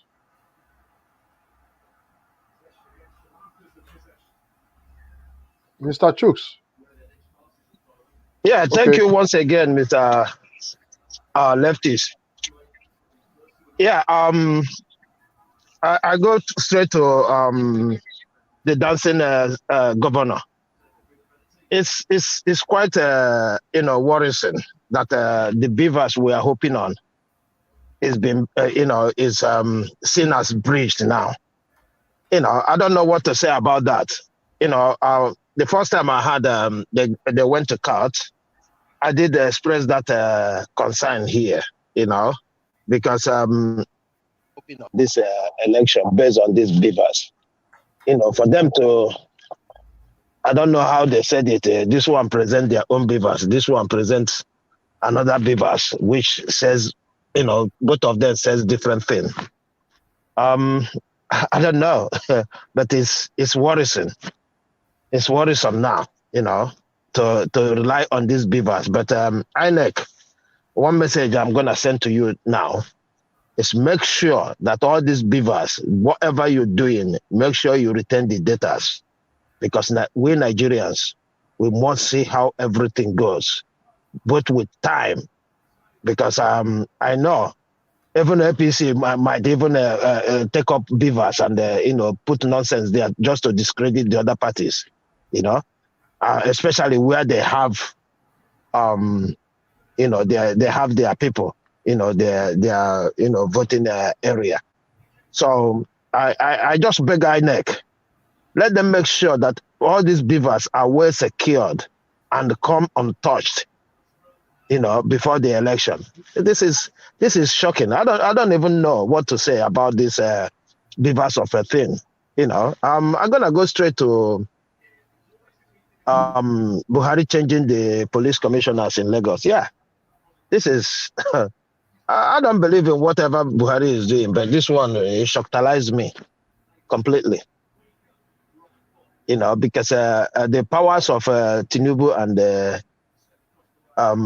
Governor Sanwo-Olu in Lagos is the police. We see how they handle the police right from the NSAS to date. All the people they killed. The police commissioner never do anything.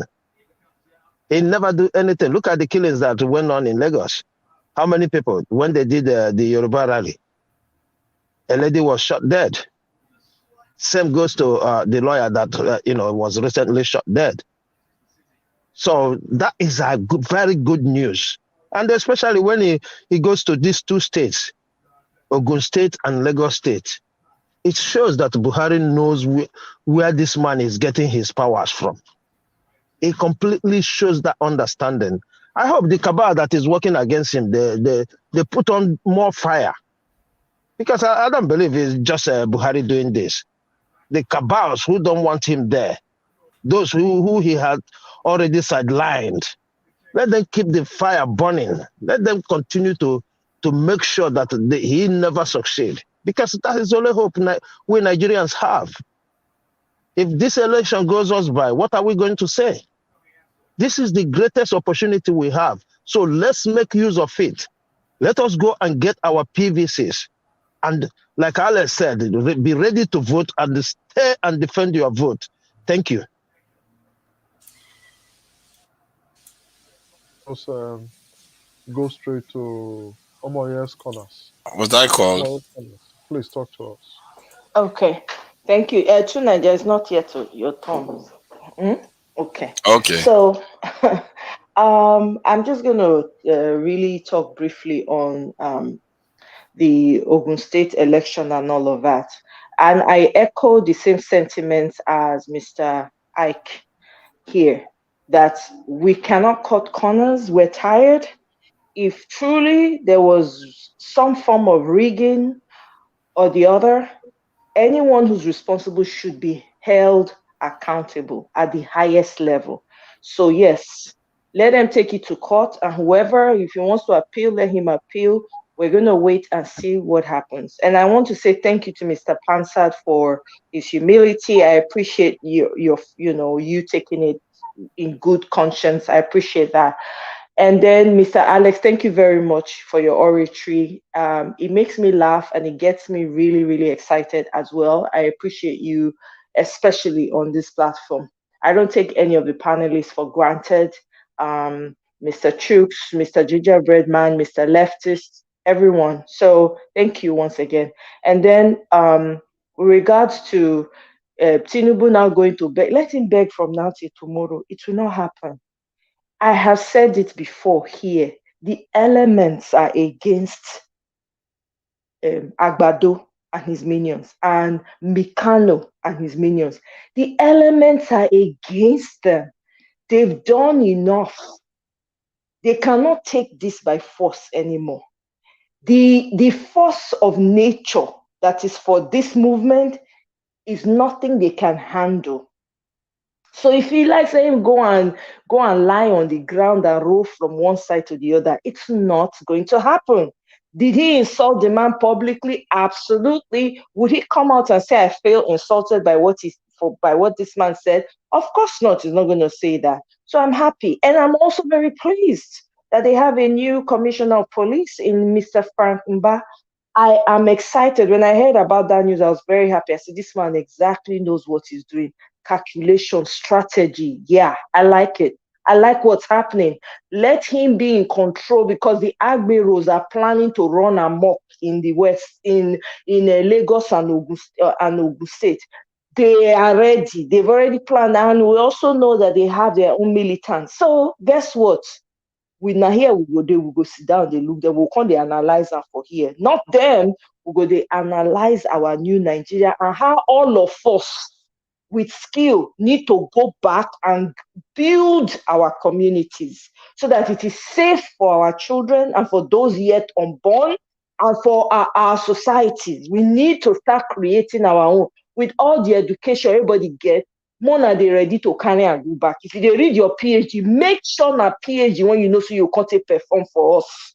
Now don't build Western society rich. It's time for us to start thinking home. Again, before I leave, more than not forget, na LP. LP na the logo. Biko, Mama, Papa, Pikin. On that day, Peter Obi and Ahmed face no go dey there. Now LP you go dey see. Make sure you look for the ones with human beings. Not only they get human beings for their logo. The others get objects. Now human beings we get. So I beg una, Nigerians, this now our time to vote and take back what belongs to our own, to us. Thank you very much. All right, thank you very much, Madam Oyaskona. So we quickly just go to the next person, which is Oga Tunaja. Tunaja, please talk to us. Yeah, thank you. Sorry to This Niger. Sorry, let me just go quickly. ahead. Hey, Bella Niger. Everyone in the comment section now know now. I do na bag it by. You know, say me self na comment. I dey miss you now. I love una special. Thank you. Okay. Yeah, I think the appointment of the commissioner to Lagos is just another annoyance to probably Tinubu. I think clearly Buhari is just enjoying himself right now. The guy has been unburdened by the fact that he's going to be leaving office, so he doesn't seem to care what he does to whatever political figure he's doing it to. So that would be interesting to see how that commissioner performs. And also, the election in Osun State with Adeleke's win being overruled by the court. I think, I had a discussion with some people earlier on today, and they were basically saying, oh, Tinubu's people did very well. I'm like, come on. You should be thinking that the Nigerian court system did well. And to an extent, I like the speech that was played here. He actually, even if he was on the losing side, he said the Nigerian judiciary is credible. And that is something that we have to start having a culture of recognizing, because if we don't give a judiciary or a system, part of the system that is performing its duties well, and ascribing their wins or their judgments to individuals, it doesn't all go well for the system. And you hear this in the West, and now I'm beginning to understand why they say those things in the West. Whenever there's a judgment, no matter, even if they disagree with the judgment, they will say it's the ruling of the court. They have confidence in the judiciary, because it's important. There has to be an impartial, at least a system that appears to be impartial, arbiter in the system that is able to pass judgment, and everybody makes their peace with that judgment. And I think that is a good thing, and Nigerians should be acknowledging that more, because most of the time when there's a win, they'll say, oh, it's for the other side and it's for the other side, but the judgment is actually being placed by the officials which is very, very important. You need somebody that can judge both sides, and one side will lose and the other side will win, but both sides should have confidence in the judiciary, because this is not a game where it's about power here. And because when I talk about transparency, when somebody is found wanting due to transparency, some court needs to judge them. And that court, if it doesn't have credibility, you have a problem too. So I think it's a good thing that he's going to appeal and he's going to go further. And whatever happens, they will live by it. And I think this is not the first time it's happening in Nigeria. This is not very common in the West. You don't see it in the West, where governors will just be removed from office by a judge. It's not very common. Often what you see is that they will say that the officials of the same party should hold their candidate accountable. They will find a way to either excommunicate the official. Like if you're an MP, they will remove you from the party.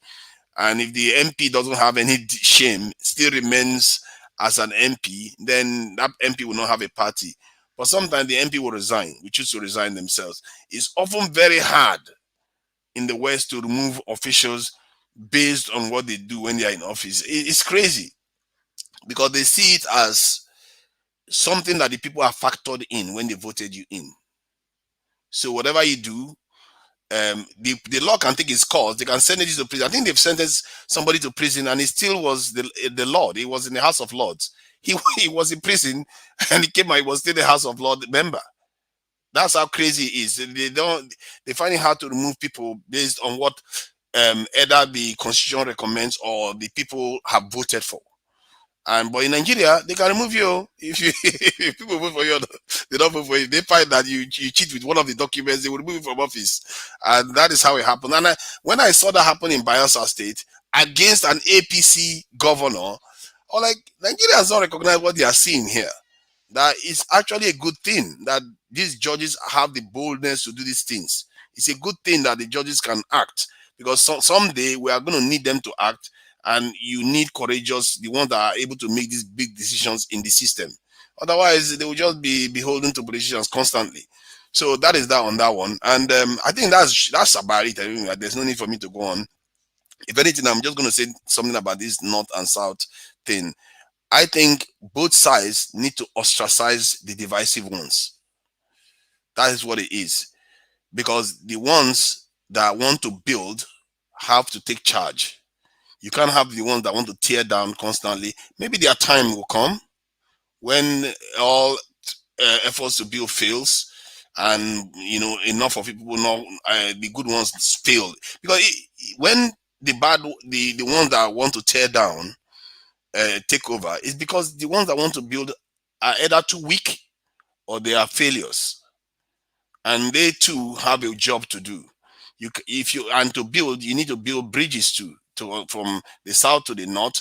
There are a lot of like-minded people. We all saw what Yusuf, I've forgotten her name, the lady is doing in the north.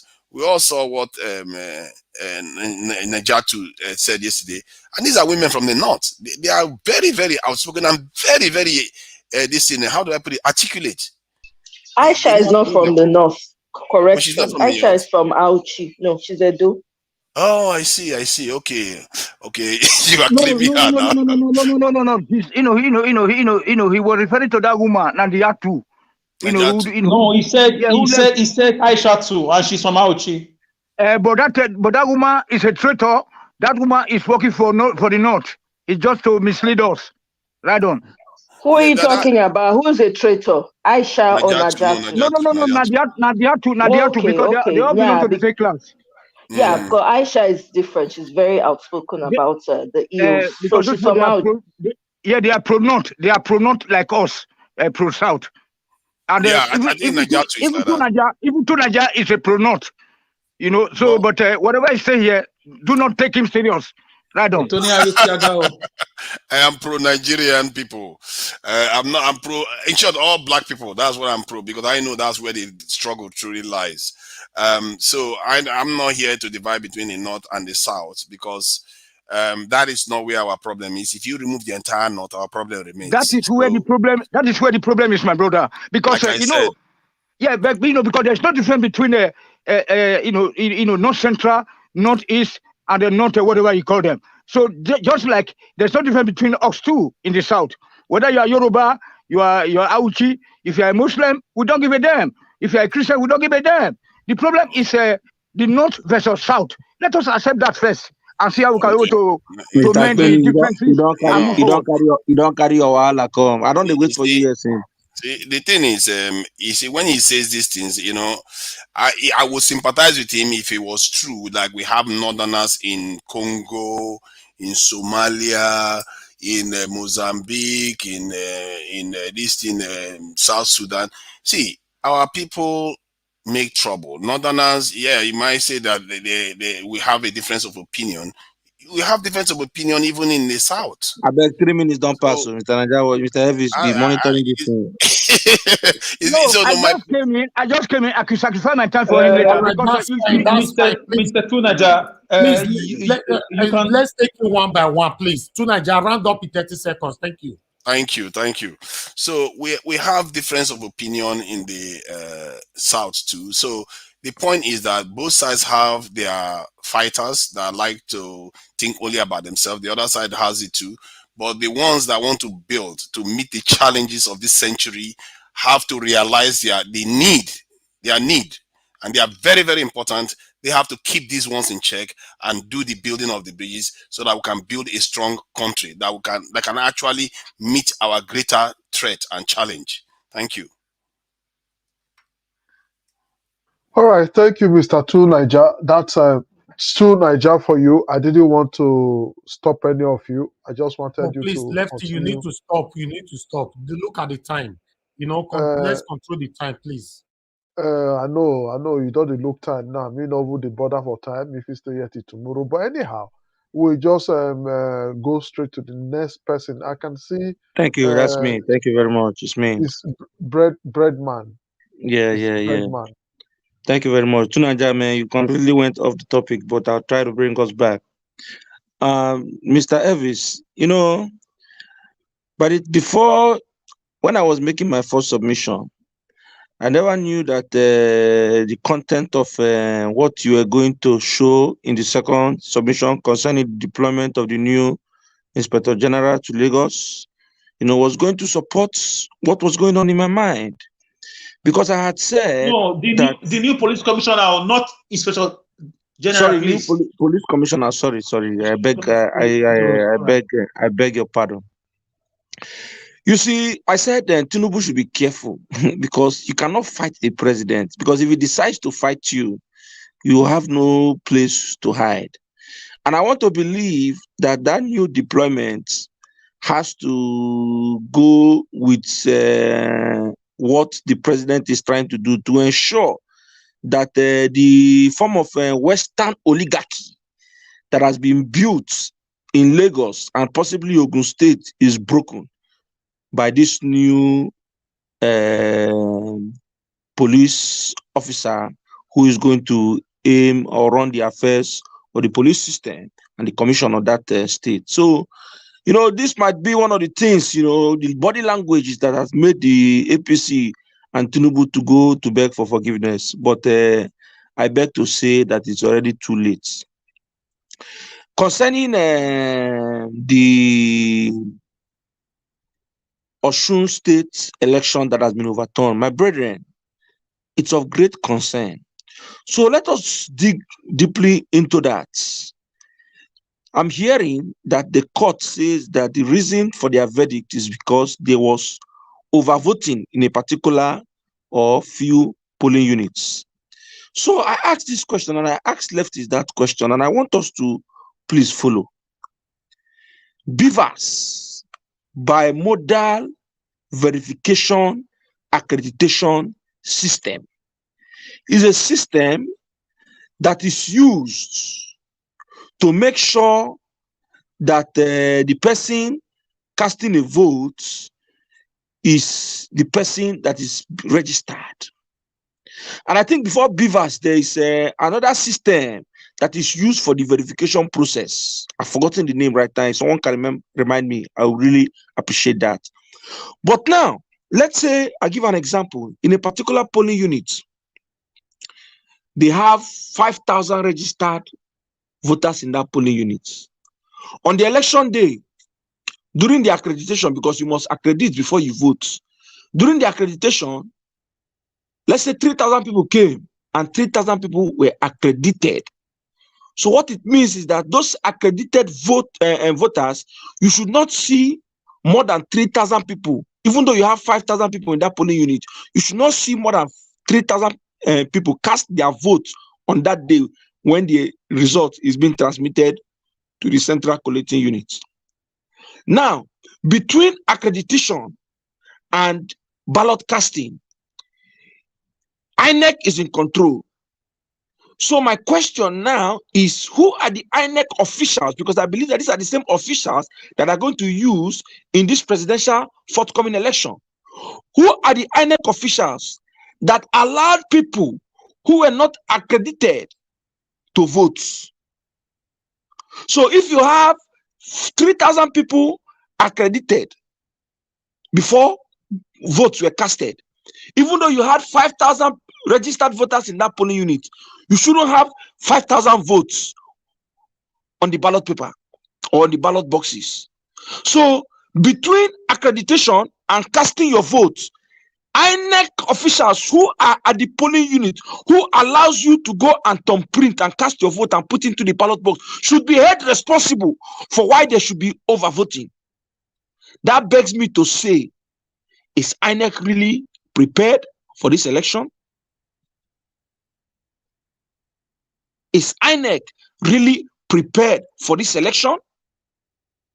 Because we can't be relying on a new electoral act and a new electoral system, and yet we are having a sitting governor who has received a declaration as a result of the people's mandate being recalled because of overvoting. That means the BVAS has failed.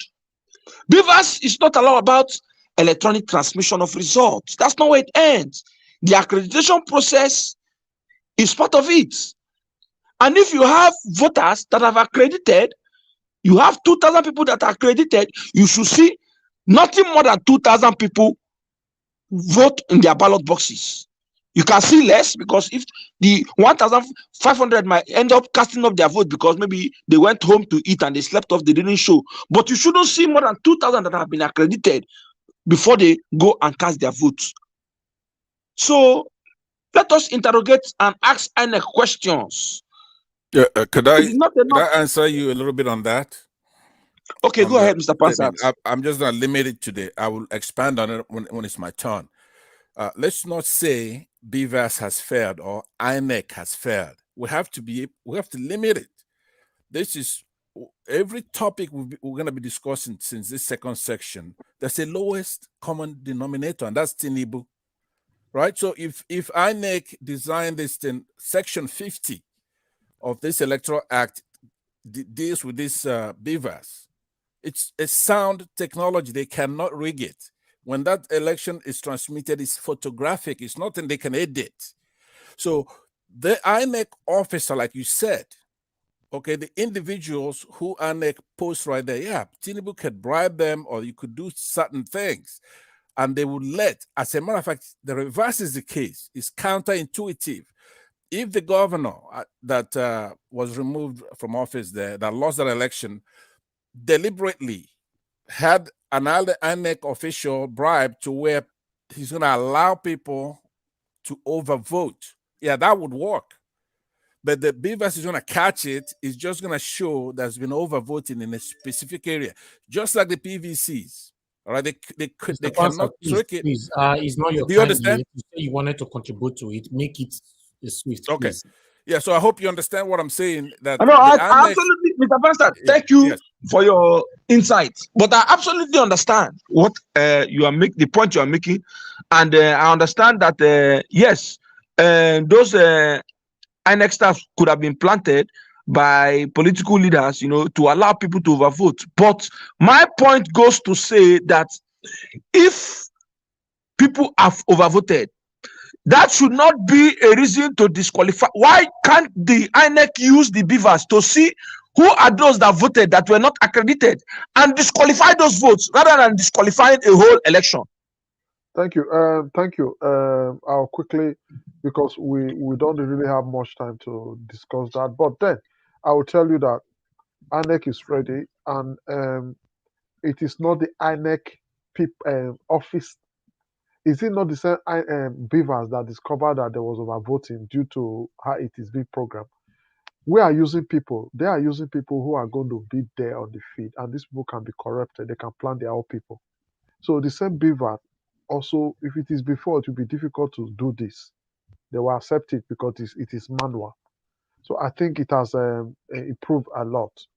I think so. So let's quickly talk to. Can I just add something quickly to that before Kwan No, Pastor please, hold 15 on. seconds. No, we are using no. Okay, that's fine. Pastor, please talk to us. All right, thank you very much. Our people, they have a proverb that one no so but near one I got to do CC, which means loosely. A bird says that the day his mother dies, that he's really gonna down a very big mighty oak. Until that day, he can't get boiled for a mouth. Make I tell you, this BVAS, first of all, in the whole world, there's no election that is just hockey-dory, glitch-free. No, we're never gonna have that in Nigeria. All we owe our public servants, such as INEC, is respect if they're doing the right thing, the maximum that they could do. Now, it's then up to us, the citizens, to abhor evil people, because you could play with any technology. BVAS is a technology, and this Electoral Act should be applauded. It becomes manipulation or voter suppression to try to say to people, oh, it really doesn't matter if you vote, they can overturn it in the courts or this or that, right? So the law is there. Overvoting is going to be calculated based on the accredited voters. That is very important. So you could go out there trying to pile on, have kids vote and everything, but it's going to be, that accreditation is going to be key to determine that. So the bimodal Mr. voter, Bastard, yes, sir. quickly, let me just say this. Sure. My concern is that you are right. The final votes would be the accredited voters. Yes. So, but my concern there, because let me tell you, in the Nigerian judicial system is not a system you can trust.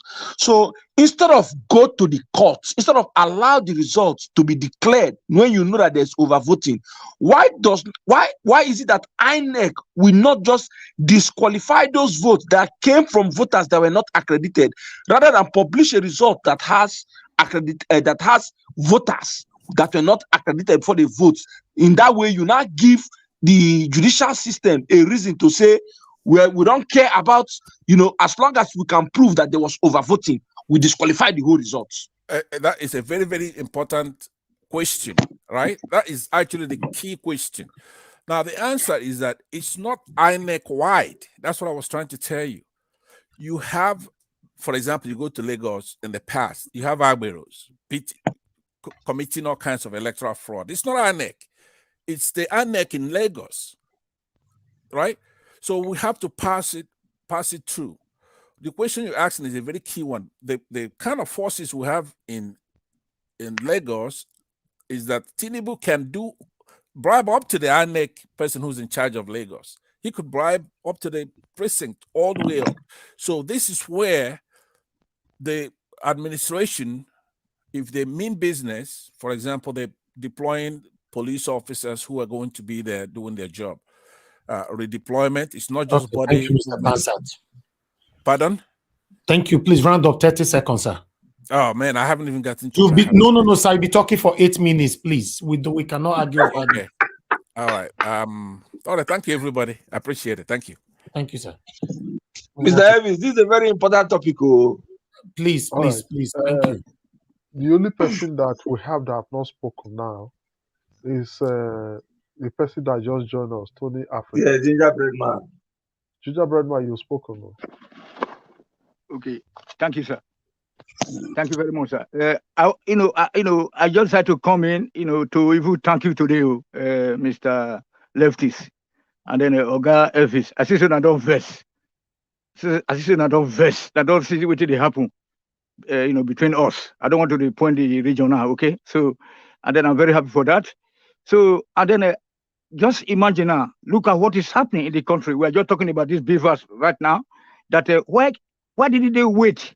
Why should you declare somebody a winner and let him or her be sworn in, only to come back later after maybe 2 months to say that this thing was not correct? Even in the Western world, it's not perfect according to Pansa just now. It's not always perfect, but at least this guy won the election before 4 years ago. He won, and then the court come and take him out. Again, he won again. The court come and take it out. So that's why we show you. And then this guy now that they are bringing in is a cousin to Tinubu. So what is that telling you? That is manipulation. That is do or die politics of this Tinubu right now. So what I'm saying that if you look at that, then you know that the country is not ready for any election. Like as I'll be saying here, but I really, I must say kudos to you guys. Oga Elvis, your name will remain in the sound of times as a good guy. You know what I'm saying? That's why we will say, please, come and be our governor. So that because our politics should be local. Let us see what we can be able to benefit from your brain. So as for that woman, the woman that I was talking about before, you see that woman now she's leaving Tinubu, then they go to join Atiku. Atiku who represented Buhari, the late Buhari, his daughter or son, when they do see when they did their wedding in Kano last year or the other year. So what we say is that we and these people, we are not the same people, but we are just trying to be the same. But we are not. What do you mean by the late Buhari? What do you mean by the late Buhari? Buhari is not alive. There are pictures that I put out yesterday. Every day I put pictures out. Focus on the topic, please. Let me talk on the topic. So then, so that's that for that election or something. So why did it wait until the whole issue has been resolved before swearing in somebody. So it means that nothing is going to work, sir. But I mean that like even the way Obi is going right now is really doing very all his best. Last week I saw him be attacked, throwing stone on the vehicle. Then I say I thank God that they not hurt him. Then after praising, after thanking two of you today, you and the lefty, they want to thank Omoye for representing Edo State. I just like the way she use the language. But although I know they agree to her one Nigeria policy, but at least she represent Edo person. If that woman they speak now for Australia, say, oh, that so that na Edo Peking. You know what I mean? I don't get me that. So that one is very, very good. So we should be on the watch out because all these beavers or whatever are meant to be operated by human beings, sir. So human beings can still manipulate them, like a pastor said. If you have your PC or your mobile phone, you have to push the button to do what you want him to you want it to do. So that is it, sir. I don't want to take your time so much. I just come out to say the way Oga Lefty talk today. Are too happy. I never see him. I never like him like this before. I always think that he was too left because me myself, I'm a far right person. When it comes to the politics of Edo State, I'm of Southerners. I'm a far right. I don't want to be a nice guy. I just want the betterment of my people. Good night, sir. Mr. Right. Tony, thank you very much for your comments. However, I represent Africa. I don't represent just one tiny segment. Yes, I'm from Edo State, but I represent Africa. I appreciate the compliment, Sha. Thank but you. My sister, wait. We don't try this one for 62 years. And they will not be together. Tony, remember now? We will be together, whether you like it or not. I respect you. I respect you. For where you did right now. Wait till they will ask you which tribe you come from. You do something. No, you do something. You do something. 62 years. You no get head, you no get tail. Mr. Tony, you never answer my question. I say if they arrest, if let's say the police stop you now, he go ask you which tribe you come from. No, they're not the ask now. That's why we say. But at least we know where we are. Thank you very much. You've answered my question. Thank you, sir. I appreciate. Wait. You mean for for Igbo land?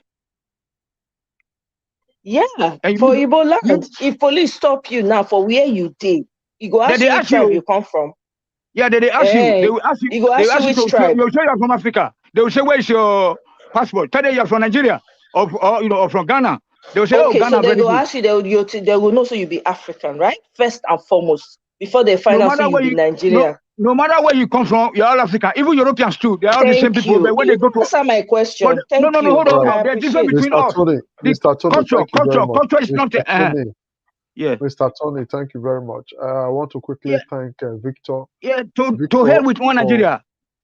Victor, for your super chat, we've left it on the screen for you to know that we appreciate you since you did the super chat. Thank you very much. So right now we're going to be rounding up because we've been here for some time now. So we're going to be at again tomorrow randomly as usual. So join us tomorrow. So we'll be rounding up now. I want to thank everybody so talk, right?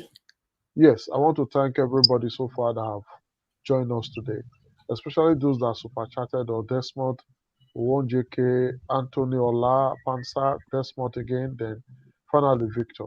We want to say thank you very much. We want to also say thank you to those people that came on this panel today. It's a very beautiful day and it was a good topic. Mr. Ike will say thank you. Chuks Babuze will say thank you. Mr. Alex will say thank you. Mano Bendel, thank you. Alex Edo Pekin, thank you. T, thank you. Harry Gabriel, you came, though most of you did not wait to speak, but thank you.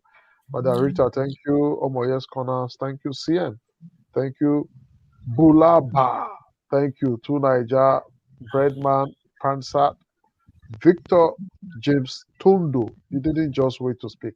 You left. Then Tony Africa. So on this note, we have. All right, I have somebody on the phone. Lefties. Hello, Mr. Victor. Thanks for calling in. Please talk to us. Hello, you have so much noise on your background, sir. We don't do this. I'm somewhere. Okay. Can you hear me now? Okay, it's better now. Go ahead. You have 1 minute. Talk to us. Yeah. Okay. What I want to say, the last person I just called is these are the people that cause problem in Nigeria. They believe in culture, they believe in this, they believe in separating us using, oh, you are from Edo, you are from this, you are from that place. We are not here to preach what ethnic group you come from. He just made the wrong statement now that when they see you, that they say, what question did they ask you for first? Is it your tribe, or you are a black or a white person? So on the second one, on the beavers did not fail. It is people managing the beavers because they recorded who came in, and the person managing the beaver is the one that did the job that has been corrupted. So we should know this. The beaver did not fail. The beaver just record who people. It's the person that did it manually and wrote it and snapped with the beavers and sent it out. That's so happened. Okay. All right, thank you. Thank you very much. And with that, let me even say, by disqualifying the governor who engaged in these malpractices, I think the law must be fair. From what we've discussed so far, I think it would be good if also, while disqualifying the governor whose name appear on the ballot paper for malpractices over voting, the INEC officers and returning officer in that unit should also be locked up, be arrested and locked up. This Because thing if doesn't this, work, lefties. It doesn't work. assuming, INEC is dead. as I don't know how to describe them. You know, they are not working. If INEC is functioning, all the allegations that they be bestowed on top of Tinubu and Atiku now, have they mentioned anything about it? These people, they are just there.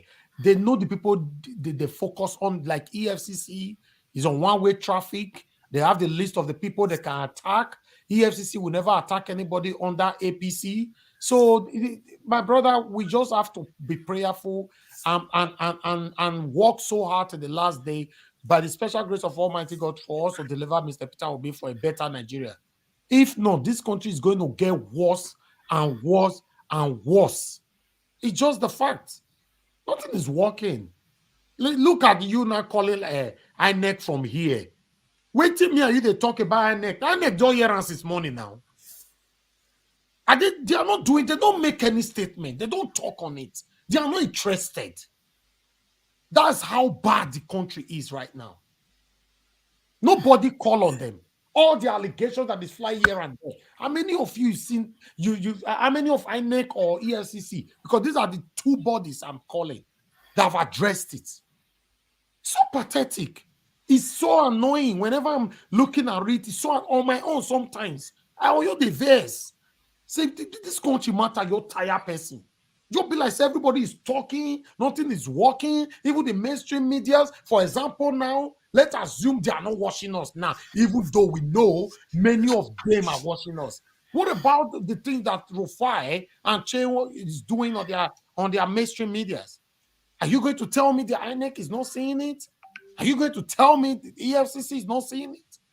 How many of them have they called? For at least, let's assume they cannot put them or persecute or prosecute them, but at least for questioning, to put smile in the faces of Nigerians.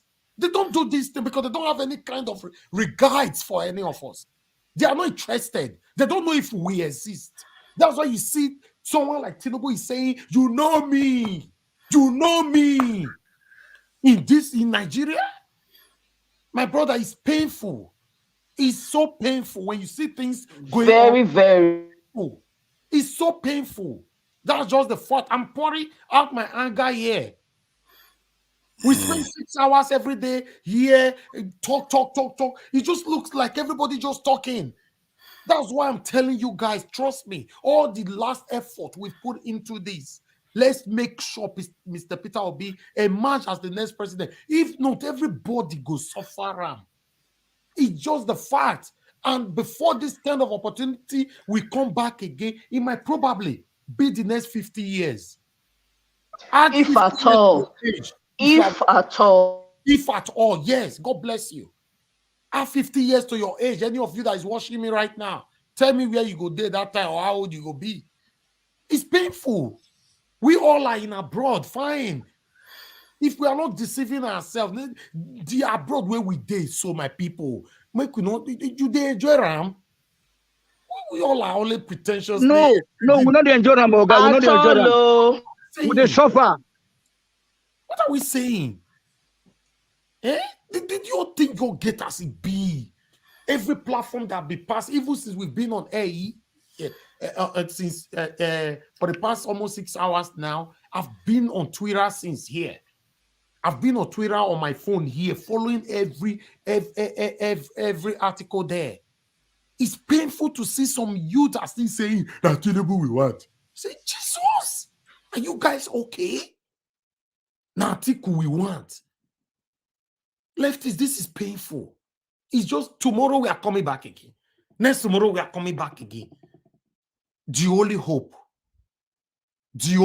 right now is Peter. Wait to Mr. Elvis, you after you don't pour your anger finish, you can't go call my name, Lefty, this is painful. I resemble Tinubu, I joined them. Do you?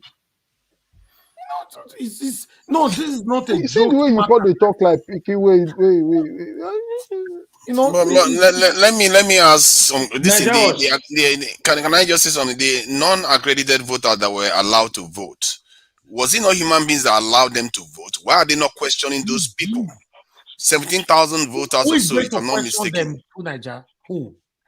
INEC should be recommending them for police investigation. That's exactly what we are saying. Then let's be calling for that. Then let's be calling for that because where is the INEC? Where are they? Let's be calling who? Let's be calling for questioning people that allowed that vote to happen. Niger Watch. Let me just say this because of the frustration you vented. Let me tell you, if it is frustrating you, it is hitting them. It is hitting the next set of leaders.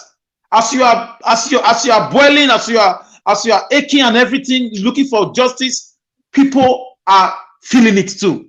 If it is difficult for you and I here, it's more difficult for them anywhere they are. So just have that in mind. We are all humans, even these guys. Just that some of them who have been there, they know that their days are numbered. They are just pretending. Even these ones that we are doing, their children are watching it. Everybody is watching it. Their friends are watching it. So they know the truth. So, did we know that Niger was going to Mr. Obi Life program to say Niger Watch is there? So it's something like that. Your voice is being heard. Our voices have been heard. One day you will know this thing very, very, very soon. A new crop of leaders are coming. They will tell you. But why will not see the improvement, Alex? Why is INEC not telling my us? My brother, when the day want to break, it's usually very dark. Usually, it look like it's. I mean, it will. I mean, the day will never come. It's like that. Before we round up, they are making Oga Elvis to be angry now. I'm surprised because no improvement. No sign of say correction from this. That's not true. There's a lot of improvement. They found all the wrong votes. There's a lot of improvement. So that's improvement. Before you wouldn't be able to detect them. Now you can detect. Yes, and another improvement is the way everybody embraced Mr. Peter Obi. It has never happened. So it's a lot of things going on. You won't know. Thank you. I will beg everybody, please, I beg, make anybody not take this movement as a joke. Even when we are serious, we shouldn't take it as a joke. Talk to your people back home. Please, don't be reluctant. I know it is.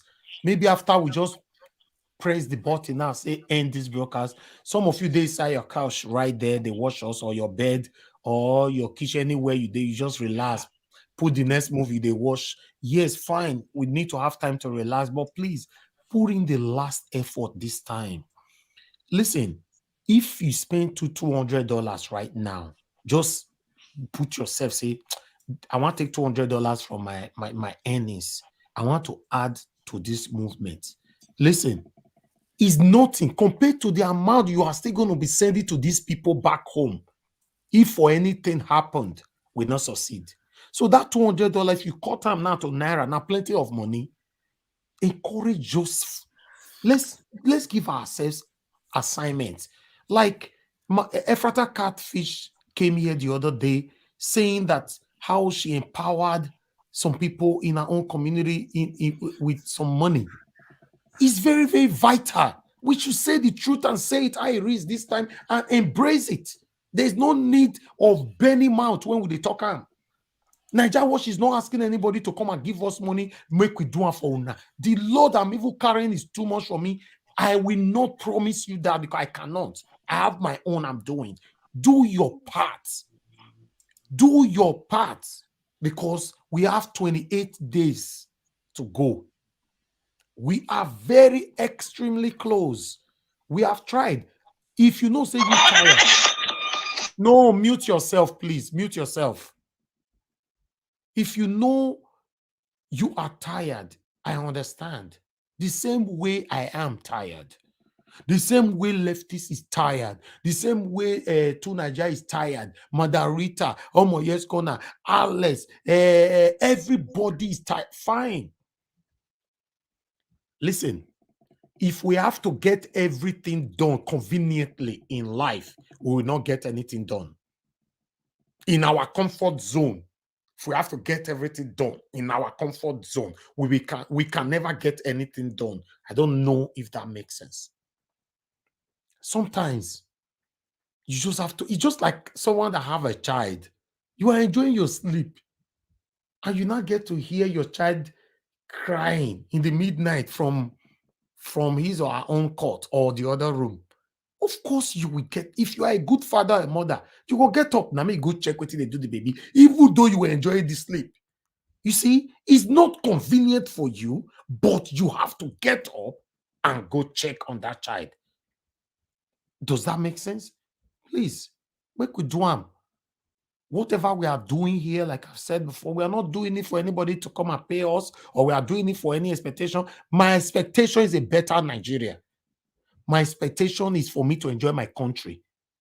In case you don't know, I value my country past where I did so. It's just the facts. I've seen it Me all. too. Every one of us that lives abroad, we have seen it all. I value my country. Do you know what it means when you are in Nigeria? The breeze alone, everything you feel at home. Mango, roasted yam and oil. Oh. Exactly. We can't continue to deceive ourselves like some people, concern me. After all, not they themselves. Today, many people also confess what they miss from Nigeria. Every time Omoye must talk of food. Roasted. So this is just so serious, my people. Please put in that last effort. I'm here every day to press that button to go live. And I'm thanking you all for joining us. But I want you to do more when we are not on air. Because if all of us come here to talk, fine. We are touching lives like in the realms of religion. We are touching lives. We are winning souls. But touch people physically or physically with your money. 20,000 naira, 30,000 naira, don't do it how they talk so. I beg. Thank you very much, my people. God bless you all. We appreciate every one of you that have supported us today. Those of you that shared, we have 49 shares and we have a couple of likes today. Let me check the likes quickly. We have 190. Can you guys just make this like 200, please? Okay, 198 now. Just two more. Make it 200 because number 198 likes for only one platform, though. Press it. Alex, you still there? Nigeria was someone who touch somebody physically. I bet bring your body. I want to touch you physically. Let me see let me see how many likes we have here. Okay, thank you very much, my people. God bless you all. Yes, we have over 200 now. God bless you. Continue to press it though. As you're leaving, please take the link with you, share to other platform. Let's continue to do our best. Don't worry, even though nobody's going to reward you for it right now, you're still going to get the reward. Remember, one thing about life that I believe so much on, if you are doing anything, you don't get reward on that specific engagement, your reward will still come from every other angle. You will not expect it. As long as you are doing it diligently, though. And so things they will they do while you go join and all that. Reward not they come for all those kinds of things because you came as a mask, as a deceiver to deceive people. That kind of thing, no matter how you go pray to it. It's just like somebody was telling me the other day, they say People wey want go give money for church, they go hold am like this, or they dance, they go front, they dance, go front, they can't go drop the money, big one, they can't drop am for altar. God not they bless them because they wanted to get all their attention first inside the church. May everybody know, say we they come. No. Blessing not do all those kind things. So do your part, and God bless you all. All our super chatter today. Let me quickly mention your names, because if I see left is doing today, go you take 1 hour to do them. You know, Desmond, the one. Thank you very much for your support today. I don't make sure all of them before, sir. Okay, we'll see. Thank you. Now let Mr. only our Pastor. callers. Now you go make sure Okay, our no, let me callers quickly today. continue with this. Let me just quickly do this second time. Mr. Pansad, thank you very much, sir, for everything. Mr. Jerry Obasohan, thank you so much for everything. We appreciate you. Nosahari, thank you very much. Nosahari again. Desmond, the 1DK again. And God bless every one of you. We appreciate you all. Thank you. And all our panelists today. I wish we can mention all names. We cannot because we need to go right now. But still, we must make sure the names of our callers, those people that contributed. First of all, it was Tobore that called in, followed by Kelvin Kell, followed by Iles, followed by Mr. Sagbovo and Victor. Okay. Yes. And thank you all. And I want to apologize to other panelists that could not get through at that particular time where the matter they hot. Yes, a lot of people were behind stage. You wanted, you wanted to come in. Unfortunately, you could not. Now where our power reached, and there would the work reach. And like I they talk all the time, and where my sense reached, and there they talk reach. So if you know, say there's one specific or one particular thing that we could not say well, then where we stop them, your airports, you finish up. And because we are human being, we not be robots. So and the same thing now, all about who come first on this panel. Now only 10 with the fee take. So next time. Don't worry, we're always here. Tomorrow it will still be your turn. Madam Rita will still miss out. Or some of your corner you're there with us throughout today now. Corner, we really appreciate you. Thank you. From beginning to now, throughout, like say you meet us today. Thank you so much. And Tony Africa, thanks for coming in. I wear khaki and leather come today. Thank you so much. And Mr. Chooks, Ibubweze, thank you very much, sir. Mr. Alex, Breadman, thank you. Tunaja, thanks always. I appreciate every one of you. We all argue here all the time. We agree, we disagree. It's a normal thing. Nobody should take it personal. It's a normal thing. Tomorrow we'll laugh again before the next 5 or 10 minutes. We just start the argument all over again. It's just how it is. That's why it is called panel. Yes. Thank you. And Lefty, do you have anything to say? We're rounding up. Not much. I just want to use the opportunity to thank everybody that was able to join us today, and those that watched us from home. Like we always say, if you people don't listen to us, we won't be here. So we are saying thank you to everybody for your contributions and your effort. For those that called in, we say thank you. God bless you all. Thank you. Bella Naomi, thank you very much, madam. Bella Naomi have been with us from immediately we come since now. Thank you so much. We are very, very grateful. All of you now, mother of all, Mommy Diaspora. Thank you so much, Mommy, for all you do for every one of us here. We are very, very grateful. Thank you. Madam Rita, I can see you right there. Godson said, I can see you. I wish I can mention all names, but fear not go let me try on this kind of time. The total comment where we get today. Hold on, the total comment where we get today is 3,042. The total comment. So our comment is always tight. 3,042 comments. So we cannot calculate it. Only the comment where they come from one person sometimes. If they reach one person, they comment 200 sometimes. One person, each person. So in our comment is always like this. I appreciate you. There's specific people where they carry weight for comments. The back to back. In fact, they do meeting for comment session.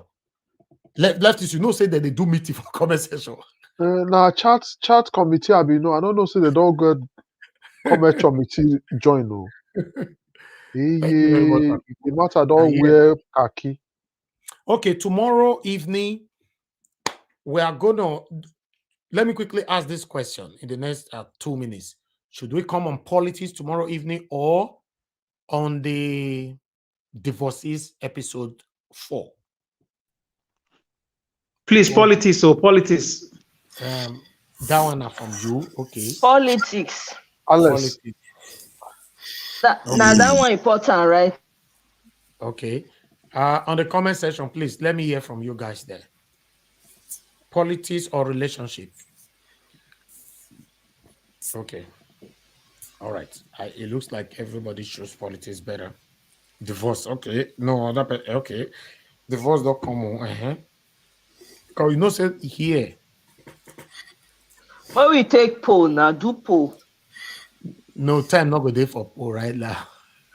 That poll now before people vote finish, you know, they do dark. I'm gonna see for your side now money or be afternoon day for that side though. Now afternoon I did now. Afternoon, see for our side for here they do dark. I know, like 10:30. I'll be almost 10:30 for your side. Yes, 10:30. There are 2:23 for here. For Nigeria, it's 11:23 right now. Yeah. Okay. Now true Bella now maybe talk. He said, I bet make our brains still rest more. You know, politics not easy. Well, we feel what if we do half and half? We'll do half and then we'll do half. Because it's politics, see, we know so we don't get time again. To Nigeria, if we talk about politics for 365 days in a year. Actually, I don't talk politics. I don't care about politics. I care about strategies. If you look at it, I'm not necessarily because they are talking politics. That's why I talk about politics. I care about what we are going to do to get ourselves out of this mess. Not necessarily about politics. I guess so. Yeah, that's true. Yeah, it's true. Well, you know, say if the politics is not correct, now they make divorce the plenty. You know, so because people not get money again, the man go the verse for the wife go the verse for husband. Now they cause some of this breakdown now. You know, give me money for soup. The man will squeeze 1,000. Meanwhile, it is for market, no match. What we will do tomorrow, we are coming on air with politics. Depend how the thing is stretch. If we say no stretch like that, we'll switch in the middle. Half and half. Yeah, half and half sounds good. Yeah, sounds good. Okay. But politics first. So if it's stretched like this, then we'll not go do the second episode. Exactly. But if time the second episode will be on relationship, right? Yeah. Because me, I get hot one with your come out now, not be small hot one. In fact, you know. Apostle they among. Which one? Apostle on they among. Apostle Sulele. No, that one they read not that one when they know the nation down, that one local Debbie, that one chairman. I'm telling you, they're supposed to carry that man throw away for jail, throw away key. Seriously. That one a chair for chair. Mr. Elvis. Yes, sir. Mr. Elvis, which means you have to, if you say half, which means you have to bring a lady who will present the other half. Not you or Adeleke, I go come. Now we don't get the connection set. Okay, I go show it. True, because you know they say won't be top politics and I missed the handle. Yeah, just advertise them area so that many people go come. Make we come dig them out. Yes, not true. Because the rate of divorce, in fact, since last week when we talk, people with don't divorce plenty. People with the cash for inside hotel plenty. People with the cash on top of car plenty. I don't understand. Now country, now state of the country, I'm telling you, people are confused. Me no understand. That's what they say. Camera, CCTV camera catch a married woman with 4, and with another man enter. Which do you go find for them, madam? What are you looking for inside the hotel? Wow. The situation be asking. Okay, are we going to blame economy on this one now? With it's relative. Let me tell you something. You know what they happen sometimes when the security, when that security not there, when it's broken, right? People feel unsafe. Then they start to do things that are not mentally, they don't know if you process certain things anymore. You have to understand the moral decadence and the decline in Nigeria is at an alarming rate. Why? Parents now they have their picking go come off for us, go they bring money, come with BB car. They all they bold as the question. It's all relative because of the nature of see they say when the head is bad, That's why they flow, enter ground. That is exactly what's going on because we have terrible leadership. So it is infiltrating everything. Another one where you still come out again. A gym instructor, you're the airport guard, the service. Eh? Who is this again? Eh? I they go gym, Gym instructor, you take over. Now, that's my country. Many things there to talk about.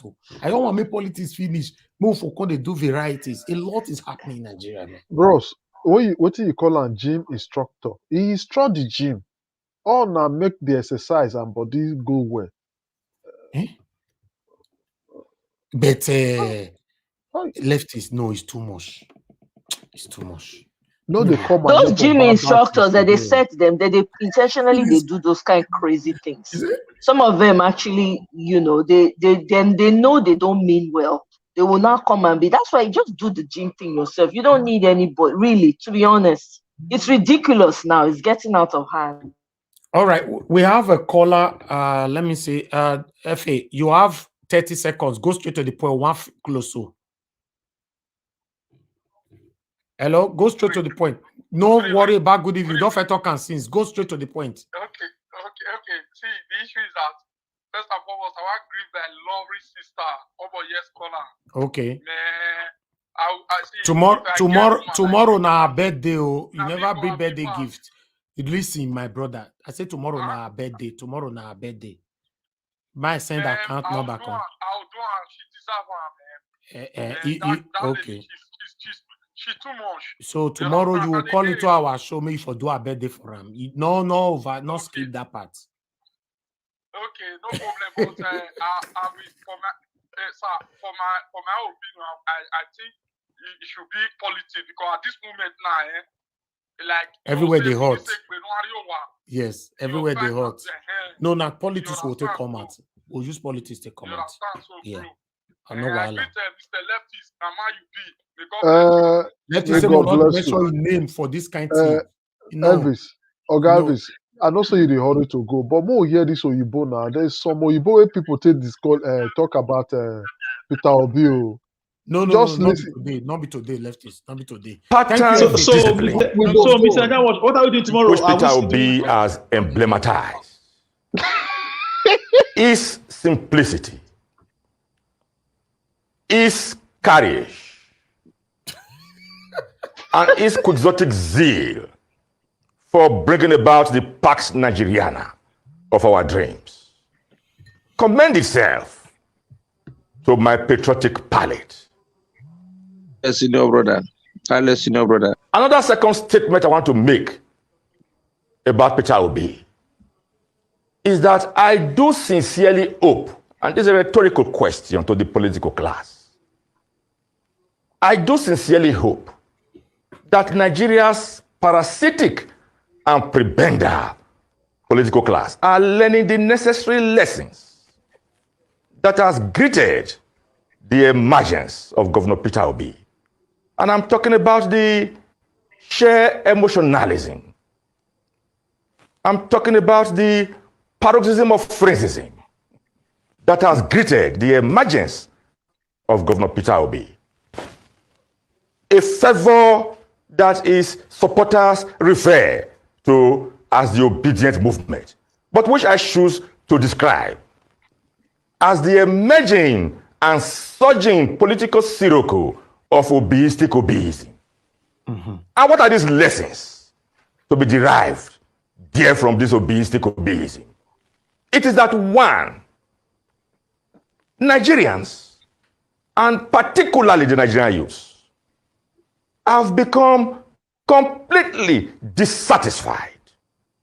They've become languorous. They're in a state of lassitude as to the failings and frailties of the Nigerian political class, the entire Nigerian political class, be it APC, PDP, NNPP, or what have you. That is the statement that Nigerians and Nigerian youths are making. They made that first statement, which galvanized into the protestations that led to the NSAS debate, the NSAS. That was when the Nigerian youth made that first statement, that they have become completely tired of the entire political class. So the Peter Obi tendency and proclivity in our Nigerian political T-juncture just now is another re-emergence, a renewed resurgimento of that dissatisfaction.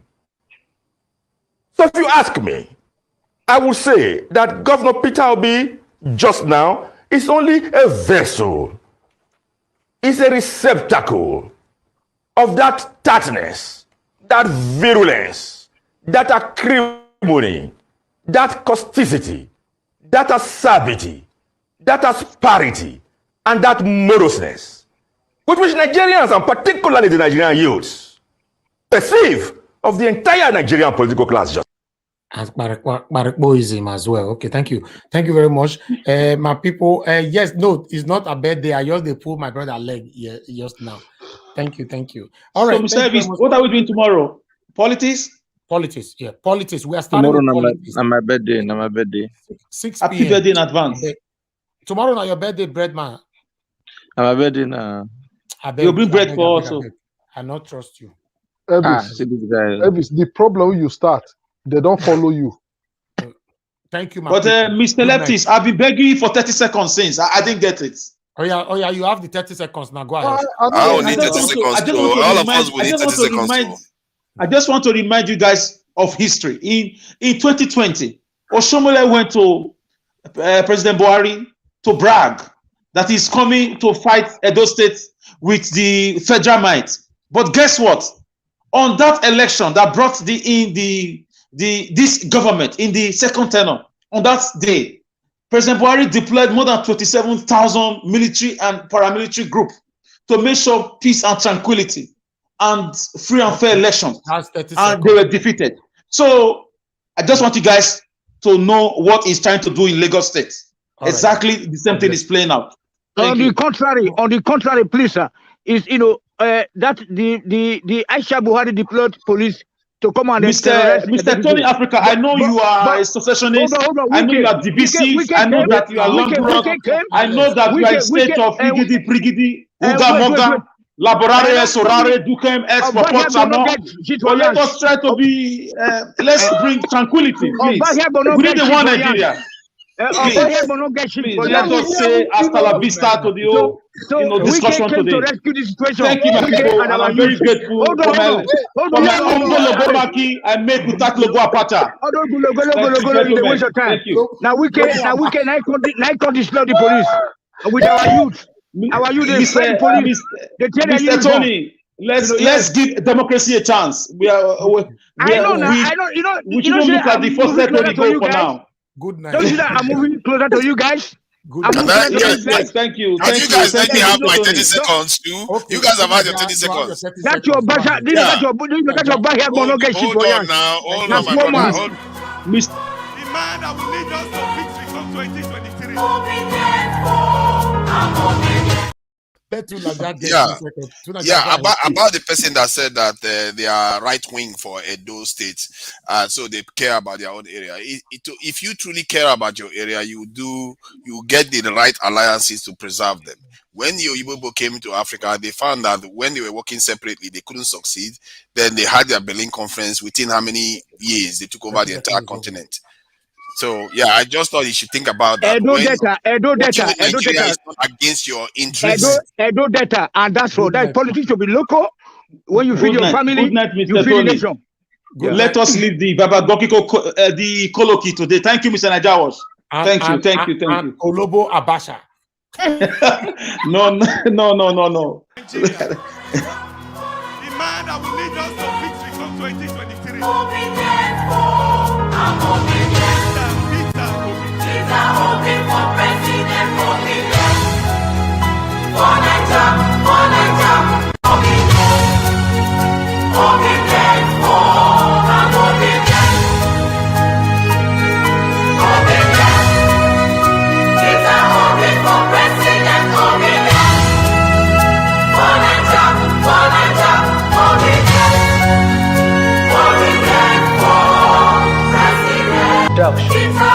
Láti sọ̀rọ̀, I know they do competition with anybody.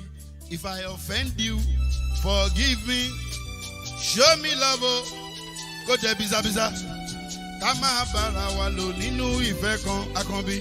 I don't get to competition with anybody. If I offend you, forgive me.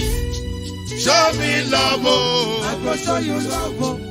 Kama bara wa lo ninu ife kan. But I know they do competition with anybody.